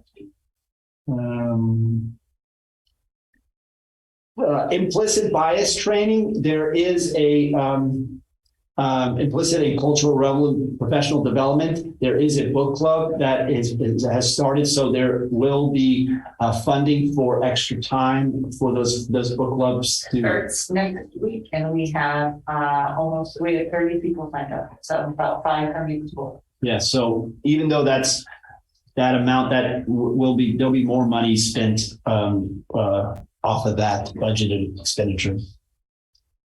And that's it. I know I just hit kind of a couple of them there, but if you've reviewed it before, if you have any questions about any particular ones, I can go back and ask, or if you have just any general comments or questions. Yes. Students to everybody, I really do. Couple of questions. So the phonics program, I was really happy to see that in this LCAP, based on the scores that you also have later on in the IRA. Sorry, it's getting late. I'm thinking quite well. Reading, especially in that K-2, we see that that's not where we want it to be at all, and that was very concerning. So I think I'm very happy about the phonics program. How do we support teachers in implementing that phonics program? So the other question I had is around professional development, because it's not just a program, it's how do I change the way that I teach and what changes need to happen. So I just, it's not necessarily for you to comment, but I would just want to know a little bit more about the professional development opportunities in the phonics training. Yeah, that's a timely question. It just came out of a meeting earlier today with the phonics, and we decided on a curriculum that we want to move forward with it. But one of our highest priorities is making sure that there's PD with it. So my task between now and before I present at the next meeting is to get a professional development calendar schedules for the fall, but one for the spring too, so that they can play with it over the summer, but also new teachers will come in, so we'll need to have it there. But it is definitely a high priority with the committee that's been working on it. So I'm really excited about that. And it's exactly what you're saying. They are very concerned. We had narrowed it down to 3 curriculums, and we could have, they could have really chosen any of those 3, because they're all really good phonics programs. But their biggest concern was, we need to make sure the practice is done right. Like, it's not just, we wanted to make sure the phonics program was ease of use, but at the same time, we wanted to make sure that that they fully go to training for it. Awesome. And then for chronic absenteeism, that was obviously an ongoing concern. Are those numbers generally this high? Because then the other question that I had is the desired outcome goals. The goals across all the other metrics made sense. They were incremental improvements, but the goals for this one were so different than our last year outcome. And so I'm just trying to understand, we were trying to go from 20% chronically absent to 3%, and we're at 21% now. So how do we kind of realistically assess where we can go? Yeah, I completely agree that they need to be re-examined. When those outcomes were suggested, it was pre-pandemic. So, and they were doable then. But we've never had, I've never experienced this in any district that those chronic absenteeism are at this high rate. Never, usually it's not over 10%. You're looking at below, and we've got multiple groups that are above, close to 20, so it's a definitely a piece. And I am optimistically, I'm optimistic in that we are getting support from San Diego counties, where we're actually going to be going to a meeting that's going to be really breaking down our data and saying, this is what it's saying, and this is what you, and then there's going to be further on supports for us to say, okay, what can we do? And it's not just going to be our district, it's going to be a number of districts that are going to put your minds together and see what we can do, because it's a tough thing. I just want to make sure that we're setting realistic expectations, because this is a challenge, and putting ourselves at 3%, maybe the right number is something else. So that's one. And then just a very quick point of clarification for the social emotional counselors that were given at Ocean Shore. They have a part-time plus YSB. What is YSB? It's Youth Service Bureau. Okay. And was that a choice that they made, that they don't get a full time? How was that determined that they would be part-time? That's actually last year's allocation of school counselor was the part-time one. This year they have a full-time school counselor. But Sunset Ridge has a part-time one. Okay. This year. And the reason being is that sometimes we hire people and they say to us, I can only work 4 days a week, or I can only work 3 days a week. We obviously want 5 days a week. That's our interest, but we had a lot of hiring that we needed to do last year. And so we weren't able to, but they were quite pleased with the person that they had. She just wasn't available 5 days a week. But Ocean Shore has a full-time. Ocean Shore has a full-time, but Sunset Ridge has a part-time. Yes. And the other thing is, we don't have the YSC this year at Ocean Shore. We had that last year because to kind of supplement those extra kind of days. So now it's at Ocean Shore, it's the full-time school counselor with none of the other supplemental. Got it. And then with the new information on Sunset Ridge, obviously for equitable purposes and what have you, I would love to kind of better understand how we can make with that. I was going to say at Sunset Ridge, we have we have Daly City Youth Health Center this year. We made sure that it's actually kind of, for all intents and purposes, kind of exceed the 1.0 of school counselor. They have the most service, and it's because of the City Youth Health Center. I think there's 2 MFT interns that serve the school, along with full-time basis. I have to look at what those hours are, but I think it all amounts to even more than full-time yeah, that would be great to see, just to make sure that this is an important piece. We will be posting for a full-time for Sunset Ridge for next school year. Yes. Awesome. And then one last question is, you mentioned the implicit bias training and you have 30 people signed up. Is that amount, the 54,000, is that we have to pay it no matter how many show up? No, part of that is the principal training. So we did 2 groups. We did district office. We actually have it tomorrow at 10 a.m. So district office management and principals, that's 2 groups. I do think that we've paid Nicole Anderson's for the boards piece. So we will either make sure that that gets credited for next year. And then it's also the staff piece. So altogether. And then one thing on that, just given, professional development, attendance can vary based on topic and who it's available for. It would be great to look at, in addition to the total amount, the amount per, let's say, attendee or per participant for professional development across the board, because it's hard to assess sometimes, like, is that a lot? Is that a little? I don't know. Exactly. Yeah. Yeah, if we were just looking at not just the cost of people who do it, but actually time, for the and maybe that's a better way to look at it. Right? Yeah. Yeah, that's fair. That's it. Thank you. I don't have any questions. So are we ready to move on? Sure.